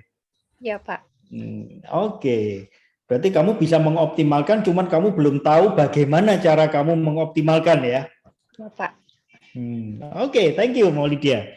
Oke, yang lain. Siapa nih? Oke, Dripsi, silakan Dripsi. Dripsi dulu. Baik. Habis itu Vika. Terima kasih atas kesempatan yang diberikan, Pak Jakob. Oke. Terkait dengan pertanyaan tadi tentang 10 tahun yang akan datang, sudah terbayang di pikiran saya itu, saya mau jadi wanita karir dalam 2 bidang, Pak. Yang pertama ASN, dan yang kedua wanita karir dalam bidang entrepreneur. Nah, untuk ASN sendiri, saya sudah menyediakan dari sekarang mempersiapkan berbagai beasiswa untuk melanjutkan sekolah yang berkaitan dengan hukum dan penerapan bisnis dalam hukum. Dan yang kedua, untuk entrepreneurnya sendiri, karena berhubung di lokasi saya atau di rumah saya itu kebudayaannya itu, Pak, salah satunya ikan cakalang. Dan di mana produk ikan cakalang ini bukan hanya sekedar produk biasa, tetapi juga dibantu oleh pemerintah setempat, di mana mereka ada ekspor impor sama dengan pembuatan olahan ikan cakalang atau dia biasa disebut sebagai ikan abon cakalang. Nah, keren. Saya sendiri melihat dari masalah itu dan saya mengangkat, saya punya teman atau salah satu kalau mau bilang teman bisnis lah yang bergerak ayahnya di nelayan. Nah, kita bisa dari situ kita angkat masalah, kita bisa bantu nih nelayan-nelayan yang ada dan mereka cari ikan supaya mereka bisa ekspor ke perusahaan-perusahaan ikan, Pak, karena di kota itu sendiri ada perusahaan ikan yang mengelola di situ. Nah, untuk manfaat dari keberagaman dan toleransi yang bisa saya katakan bahwa kita harus jadikan keberagaman itu salah satu values, di mana kita harus melihat bukan dari kacamata pandang kita sendiri, akan tetapi kita juga punya banyak sisi cara pandang. Nah, beda dari cara pandang kita sendiri di belakang dan beda cara pandang teman kita sisi di samping kita, gitu kan? Jadi kita harus berbeda. Mungkin kita banyak pengalaman di sisi lain, tetapi ada teman kita yang bergerak di entrepreneur juga banyak pengalaman. Itu kan bisa menjadi values bagi kita, mengisi kekosongan yang ada dalam diri kita, dan kita juga membagikan, sharing kita apa yang kurang untuk teman kita yang lainnya. Mungkin kalau untuk apa yang saya sudah buat dari sekarang, Pak, yang pertama itu saya investasi, yang bukan hanya investasi diri, akan tetapi juga saya investasi manajemen keuangan, Pak. Saya sudah mulai tabung saham, dan yang kedua saya investasi dengan saya, pola pikir saya supaya lebih berkembang maju ke depannya. Mungkin sekian dari itu yang bisa saya bagikan, Pak. Terima kasih. Oke, thank you, Rizky. Luar biasa. Kamu udah punya plan A, plan B, dan bahkan plan C untuk menggabungkan keduanya. Itu luar biasa banget gitu ya. Dan kamu pun sudah melangkah untuk bagaimana memulai itu ya. Keren. Dan kamu juga mengambil keberagaman. Menurut Gypsy adalah tidak hanya keberagaman multikulturalnya, tetapi justru keberagaman pola pikir, keberagaman sudut pandang, keberagaman pengalaman gitu ya. Itu menjadi bagian dari keberagaman yang disoroti oleh Gypsy, dan itu akan bisa berkolaborasi membantu Gypsy mewujudkan mimpinya dengan mengoptimalkan lingkungannya yang seperti itu. Kurang lebih seperti itu ya Gypsy ya, benar ya? Iya benar, Pak. Oke, keren. Oke, thank you Gypsy. Oke, silakan Vika. Yuk, silakan Vika. Ya baik, selamat sore Pak, selamat sore teman-teman.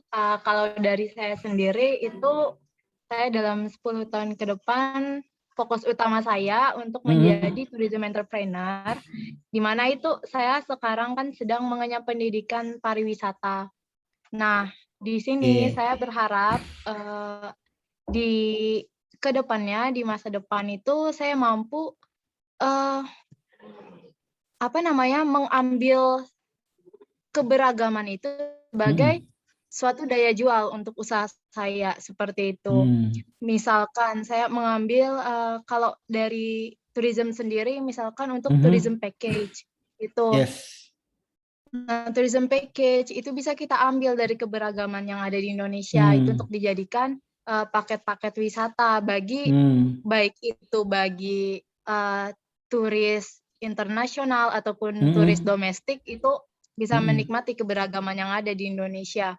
Nah, selain itu, selain untuk keberagaman menjadikan daya jual juga bisa keberagaman seperti yang dikatakan oleh teman Maulidia itu dijadiin Rosalinda dijadiin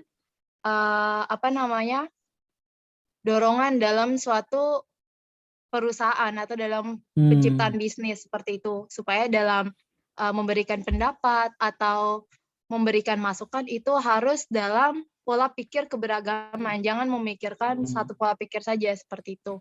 Kalau dari saya gitu sih Pak, terima kasih. Oke, thank you Vika. Jadi Vika mengambil satu mimpi gitu ya ke depannya tentang bagaimana menjadi seorang tourism entrepreneur, karena itu memang udah passionnya Vika gitu ya Vika ya.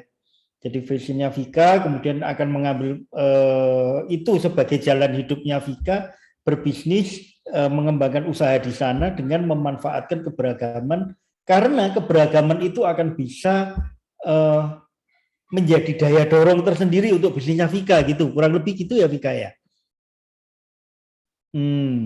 Oke. Nah luar biasa bahwa sekarang kita sudah punya bayangan-bayangan ke depan dan kita sudah tahu apa nih yang mau kita lakukan ke depan.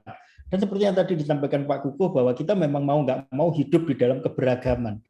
Yang penting adalah kita tahu bagaimana kita menyikapi keberagaman tersebut.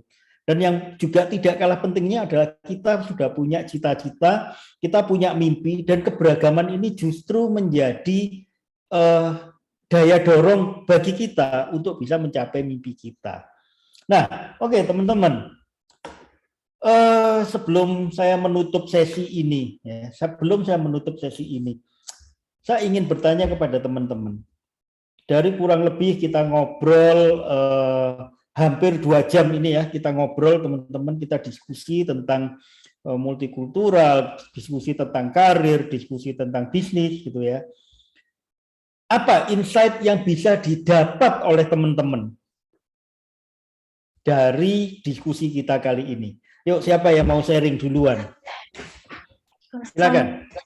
Oke, Febri. Apa yang kamu dapat dari sesi diskusi kita siang ini, Febri? Baik.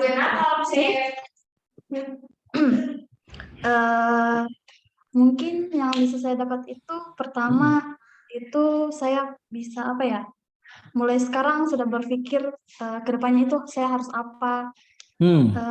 Planning saya untuk tujuan saya jadi punya ini yang kayak kemarin saya belum meskipun saya kuliah ya, tapi belum tentu saya harus ambil jurusan ini, saya kerja di jurusan ini, even saya seorang kuliah sebuah jurusan keguruan, enggak harus saya ngambil ini, saya juga harus bisa jadi misalnya seorang pengusaha, atau menjadi seorang wanita karir.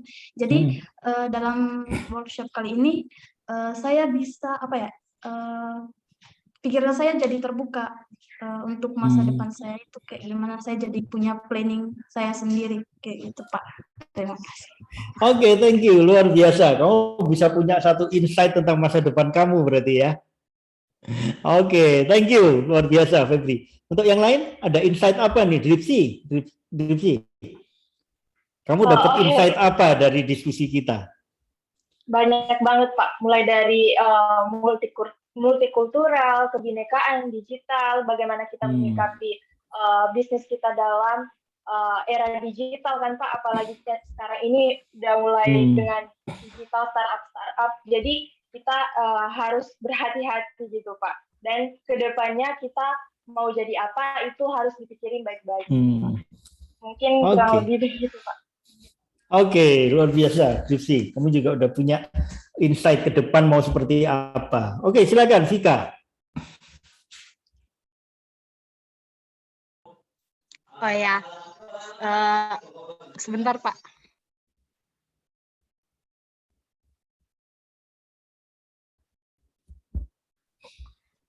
Oke. Oke, silakan. Ya. Yang saya dapatkan dari kegiatan kita pada sore hari ini itu khususnya bagaimana kita harus memanfaatkan ruang digital sih Pak. Kayak apa namanya?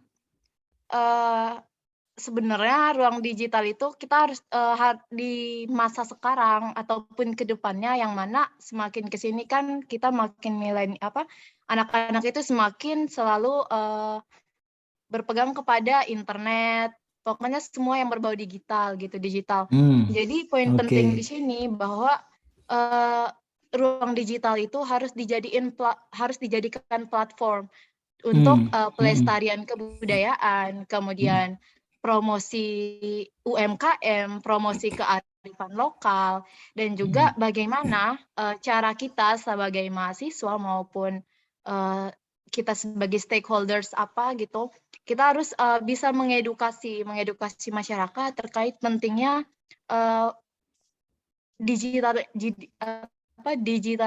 ruang digital ini terhadap usaha-usaha yang sedang dijalankan dan bagaimana masyarakat itu di era sekarang harus peka terhadap keadaan yang semakin lama semakin digital seperti itu Pak. Oke, luar biasa. Berarti menumbuhkan awareness ya Vika ya. Ya Pak. Berarti ada insight untuk memanfaatkan secara optimal ruang digital ini untuk memunculkan awareness bagi dunia bisnis yang akan Vika jalani ke depannya ya. Seperti itu ya Vika. Betul Pak. Oke, thank you Vika. Luar biasa, keren. Yang lain ada lagi? Saya Pak. Oke, Maulidia silakan. Rosalinda Maulidia. Pak. Oh Rosalinda, sorry. Rosalinda dulu ya. Habis itu Maulidia. Yuk silakan. Terima kasih atas kesempatannya. Hal yang bisa saya petik dari pembelajaran kali ini itu banyak. Contohnya kita harus memiliki planning untuk apa kita ke depannya agar kita bisa memanage langkah-langkah yang akan kita lakukan untuk mencapai planning tersebut. Kedua itu dalam membangun sebuah usaha kita harus memikirkan manfaat apa yang bisa orang dapat dari usaha yang kita jalani ini. Ketiga, memanfaatkan semua kesinambungan yang ada antara dunia digital, dunia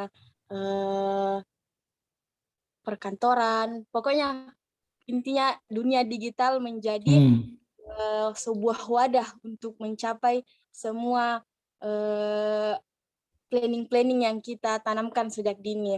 Dan mungkin itu saja yang bisa saya sampaikan dan saya ingin bertanya satu hal ke Bapak. Oke, boleh silakan. Silakan. Nanya pendapatnya Bapak. Silakan. Pendapat tentang apa ini? Perkembangan digital itu semakin maju dan semakin majunya perkembangan digital ini membuat informasi itu juga semakin berkembang Pak. Yes, betul. Semua individu itu bisa dikatakan di dalam 24 jam ini 3 jamnya aja nggak pegang HP itu nggak mungkin. Yes, dan betul. Mungkin ini pertanyaannya bagaimana Bapak jika semua yang saya katakan tadi ini akan berpengaruh kepada individu, interaksi individu kepada individu lainnya di dalam lingkungannya atau sekitarnya, Pak. Karena jika saya secara pribadi mungkin akan mempengaruhi multikultural dan pertanyaannya bagaimana menurut Bapak? Oke. Terima Oke. kasih, Pak. Thank you, Rosalinda. Sebelum saya ke Maulidia, saya mohon izin Pak Kuku saya jawab dulu, mumpung ada pertanyaan. Oke, thank you. Nah, dunia digital itu sama dengan keberagaman yang tadi disampaikan sama Pak Kuku. Artinya apa sih? Gitu. Sesuatu yang tidak terelakkan lagi. Kita hidup di tengah keberagaman. Sementara kita juga hidup di era digital. Mau nggak mau kalian ya, yang anak-anak milenial ini, begitu kalian lahir ke dunia, procot kalian lahir gitu ya, itu kalian sudah kenal yang namanya dunia digital. Ya. Di sini rata-rata lahirnya tahun berapa ya? Rosalinda lahir tahun berapa, Rosalinda? Halo, Rosalinda. Rosalinda lahir tahun berapa? 2002, Pak. Tahun 2002? Iya. Oke, thank you. 2002. Bentar, saya ingat-ingat. Tahun 2002 saya pakai handphone apa ya? Oh, saya ingat. Saya tahun 2002 itu pakai handphone Siemens. Artinya apa? Artinya kalian lahir itu sudah di era digital. Gitu. Apalagi sekarang era digital itu sudah berkembang, ntar lagi udah kita masuk ke metaverse gitu ya, itu lebih gila lagi. Artinya memang dunia kita ya memang dunia digital, dan banyak juga yang akhirnya karena digitalisasi teman-teman ya, maka sosialisasi ini akan berkurang. Tetapi kalau kita cerdas dalam menyikapi, ya sosialisasi kita masih tetap akan terjadi. Contohnya, walaupun saya nggak pernah ketemu Vika, nggak pernah ketemu Febrianti, nggak pernah ketemu Rosalinda, Dripsi, ya, dan teman-teman yang lain secara langsung, tapi dengan ketemu di Zoom ini saya merasa saya dekat dengan kalian, gitu. Ya. Dan kemudian tidak hanya itu, dengan adanya WhatsApp, dengan adanya sosial media, gitu ya, saya bisa tahu kalau saya mau, gitu ya. Ini yang udah link dengan saya itu Vika di Instagram ya Vika ya. Nah, saya minta waktu 5 menit aja, saya akan bisa korek itu banyak hal tentang Vika, walaupun saya nggak pernah kenal gitu ya. Nah itu balik lagi, seperti yang tadi saya sampaikan, dunia digital itu seperti pedang bermata dua, seperti api gitu ya, yang dia bisa jadi manfaat, tapi dia juga bisa menjadikan bahaya untuk kita, tergantung bagaimana kita menyikapi. Kalau dihubungkan dengan keberagaman, gitu, kita akan melihat bahwa itu akan jadi masalah kalau dipermasalahkan.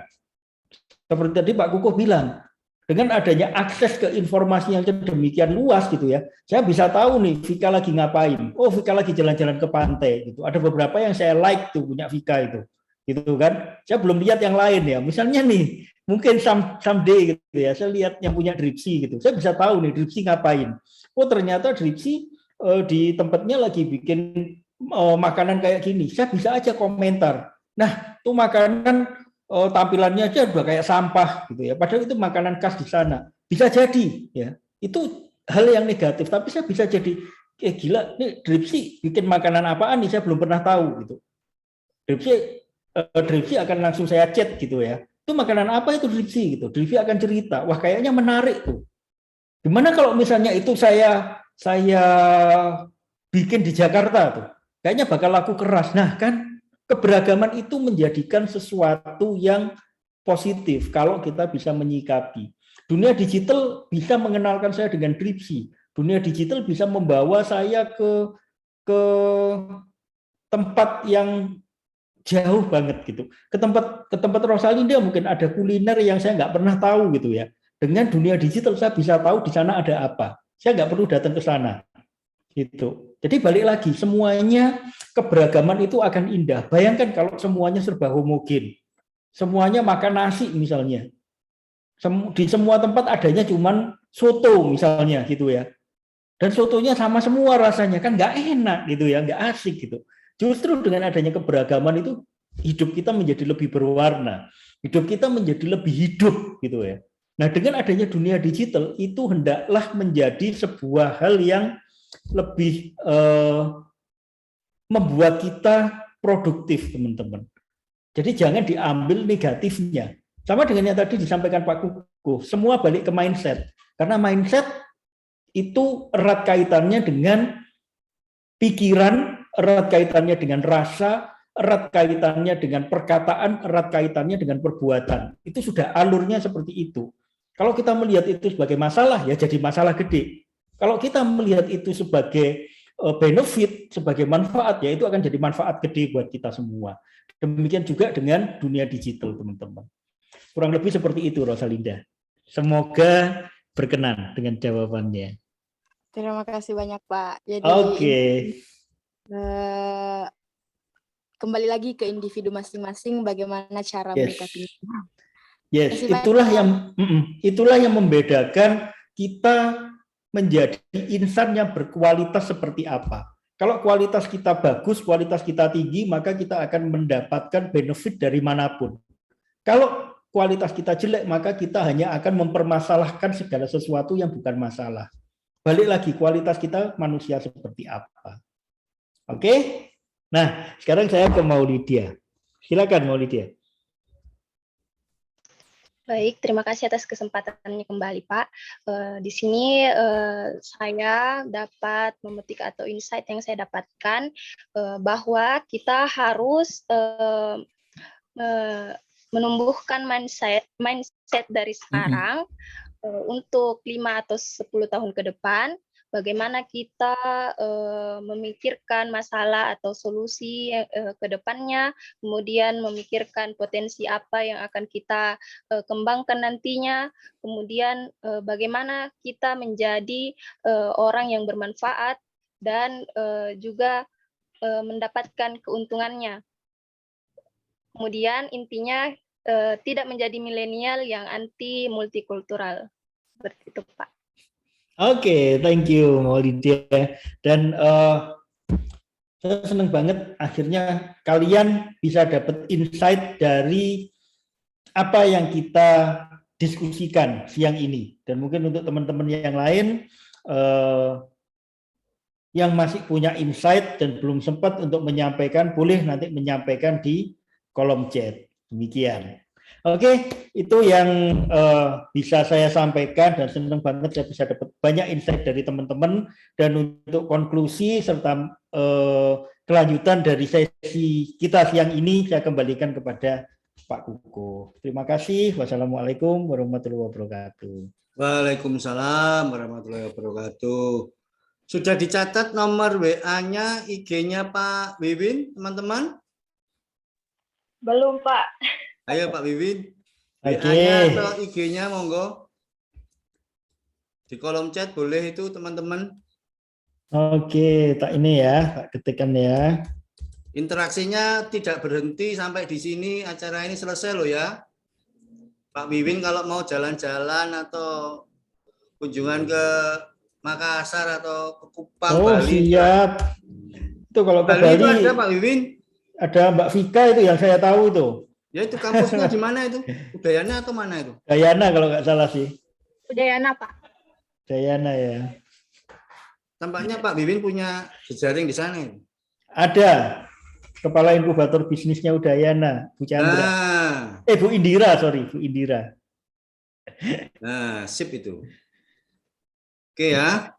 Baik, sedikit dari saya bahwa apa hubungannya keberagaman dengan bisnis? Nah, kan gitu ya.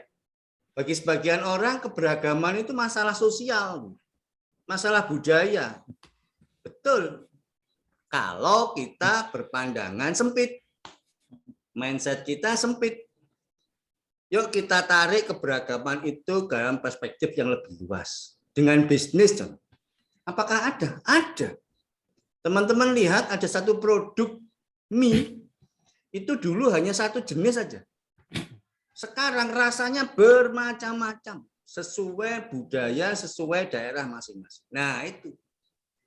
Itu karena apa? Si produsen itu ide kreatifnya sangat beragam, menghargai keberagaman dan masuk ke budaya masing-masing. Sehingga ada rasa yang lokalnya daerah masing-masing.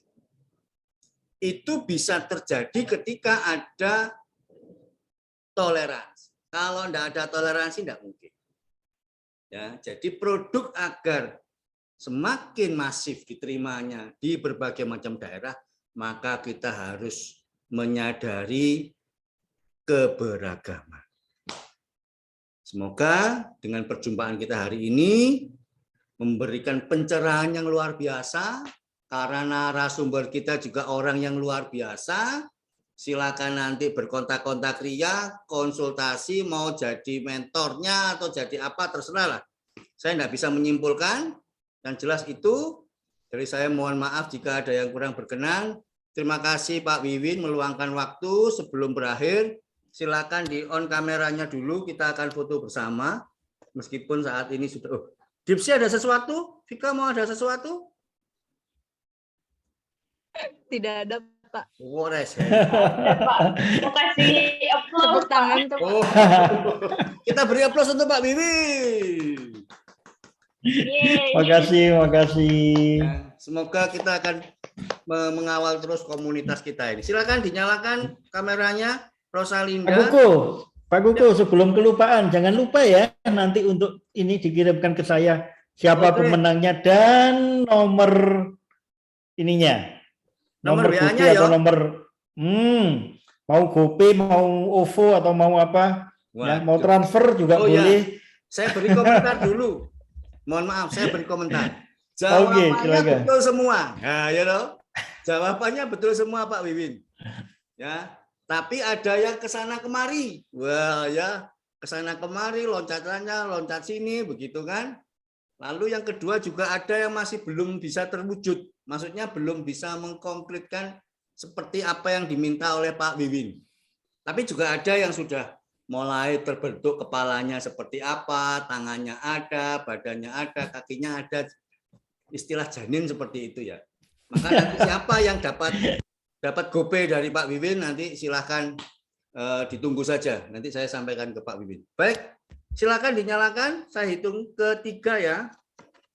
Ayo, Rahmat Nur. Oke.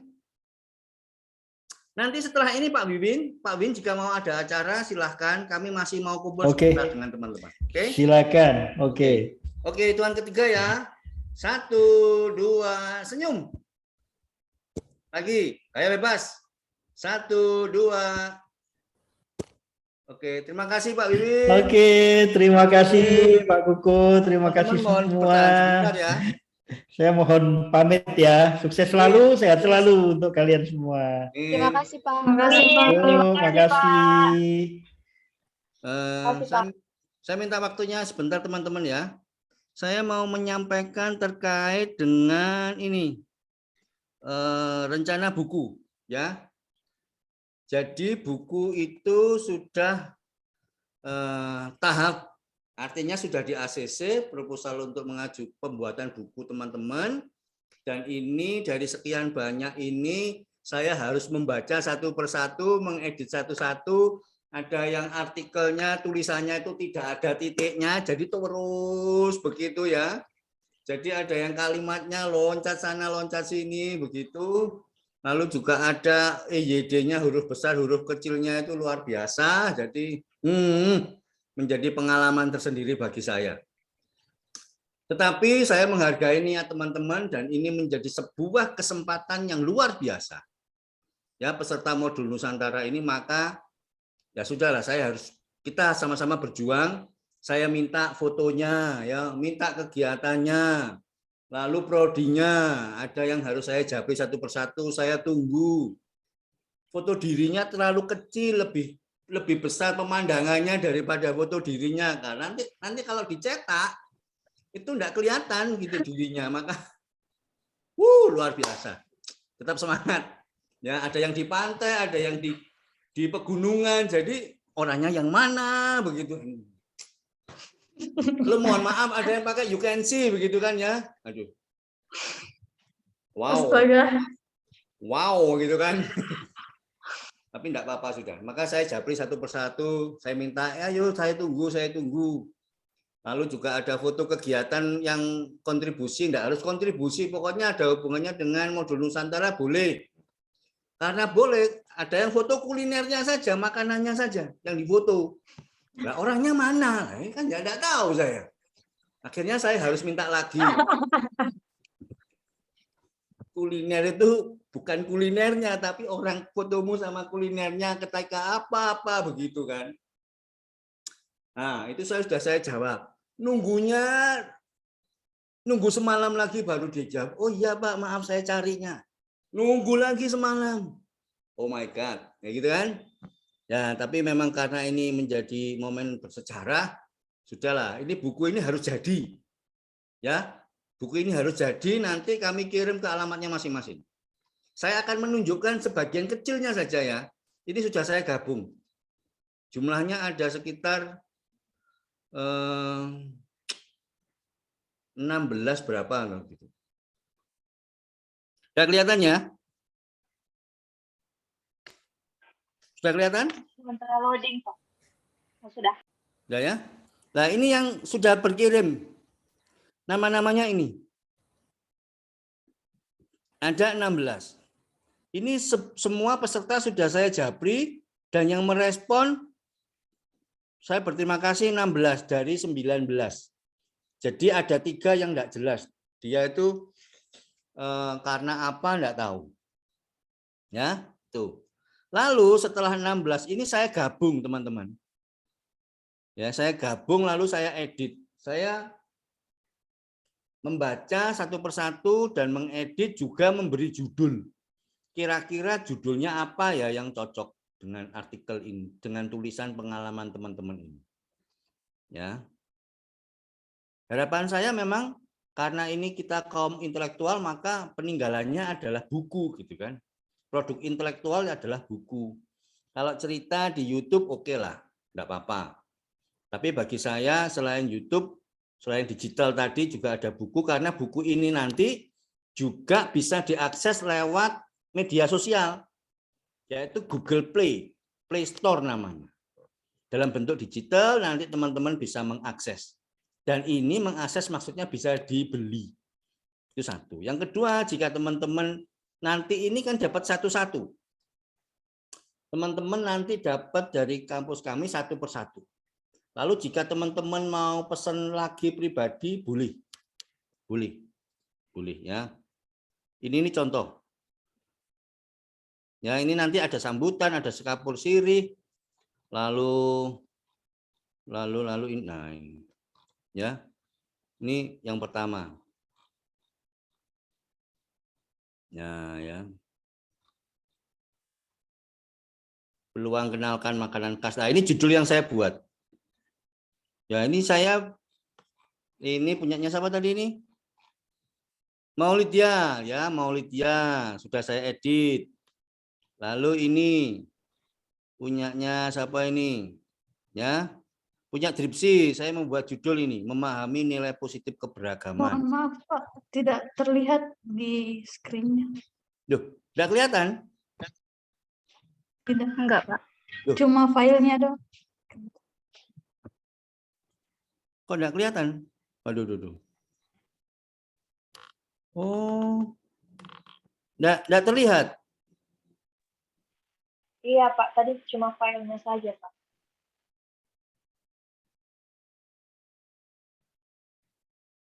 Gini, Dripsi. Ya, itu sudah terlihat, Pak. Nah, ya. Sudah, Pak.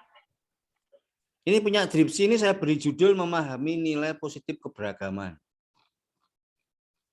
Ya. Lalu punyanya Maulidia tadi saya beri judul peluang kenalkan makanan khas. Lalu punyanya Febri apa ya judulnya ya? Nah, ini modul Nusantara pelajaran hidup. Dari 16 ini saya baru menyelesaikan berapa? Nah, ini Rindiani bersyukur ikut modul Nusantara. Ya, ini saya beri judul dari tulisanmu itu. Nah, ini saya edit lagi nih. Lalu ini Rajul makin sadar Indonesia beragam. Ini judul versi saya. Nah, ya ini kan. Nah, Rajul ada enggak Rajul? Lalu inilah, saya baru Nafsari. Nafasri. Nah, ini ya, Nafasri saya ngedit belum selesai. Karena ini satu alinea enggak berhenti ini. Ya, ini pertama suatu alinea persis ini enggak ada sekat alineanya enggak ada. Kalau kiriman aslinya. Ya, akhirnya oke, saya berhenti sejenak dulu untuk memahami kalimat-kalimatnya ini mau kemana. Oke. Lalu coba saya loncati ke sini. Nah, ini saya ke Rahmat Nur. Dan ini saya harus membaca satu persatu. Ya, ini fotonya. Oke, itu ya teman-teman. Lalu untuk kontribusi sosial terakhir tanggal 23. Lalu jangan lupa videonya. Karena begini, kami punya rencana kegiatan bersama secara Zoom. Nah, nanti video-video itu akan kami seleksi, akan kami coba identifikasi mana dari sekian banyak kelompok saya ini, kelompok dari saya ini, kira-kira yang layak dan pantas untuk ditayangkan. Gitu. Ada yang mau ditanyakan? Pak, untuk videonya hanya kirim file saja ke Bapak. Dikirim nanti gini. Nanti ada dibuatkan oleh Mas Iqbal untuk pengiriman laporan sama untuk linknya juga ya, link Google Form-nya. Oke, baik Pak. Terima kasih Pak. Ya. Yang lain? Saya Pak. Ya, mau dia. Itu untuk laporannya apa nggak disediain formatnya Pak supaya kita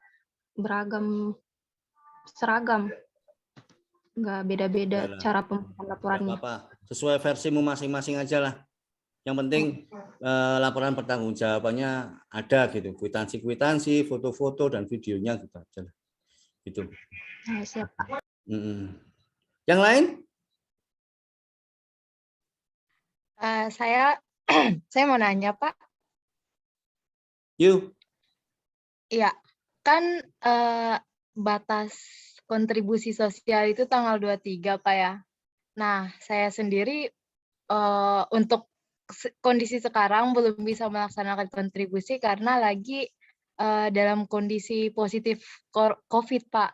Siapa? Nah, saya Pak. Loh.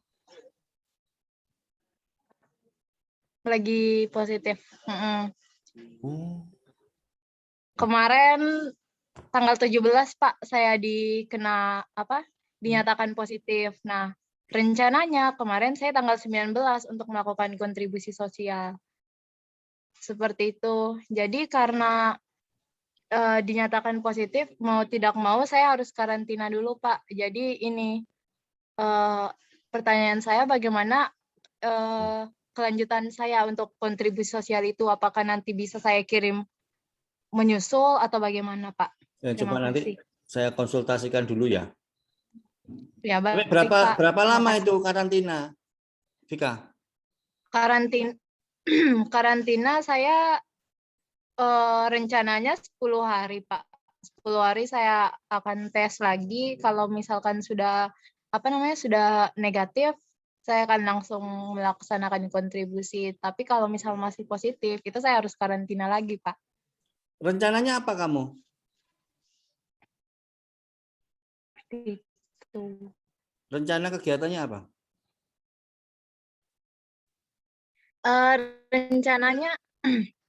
Rencananya itu ke panti asuhan, Pak. Itu saya kontribusinya itu berupa sembako pendidikan dan juga ini sembako bahan pokok. Jadi tidak hanya sembako saja, tetapi ada nilai edukasinya, toh? Iya. Oh ya, oke. Ya, yang lain cukup? Iya, dan saya di situ juga nanti ada ya. Oke ya, gitu ya. Sehat-sehat semuanya. Kita ketemu lagi nanti hari Minggu masih ada. Kita untuk refleksi kurang 2, inspirasi kurang 1. Nanti hari Minggu ada inspirasi jam 7 malam dengan tokoh muda yang luar biasa. Salam sehat ya, Vika. Salam sehat semuanya. Terima kasih, selamat Ya, sore. terima kasih, Pak. Assalamualaikum Terima kasih, Pak. warahmatullahi Terima kasih, Pak wabarakatuh. Kungfu. Shalom. Waalaikumsalam warahmatullahi wabarakatuh. Selamat malam. Terima Terima kasih. kasih. Cepat sembuh, Fik. Cepat sembuh ya Vika. GWS Vika. GWS Vika. Terima kasih, Pak, teman-teman.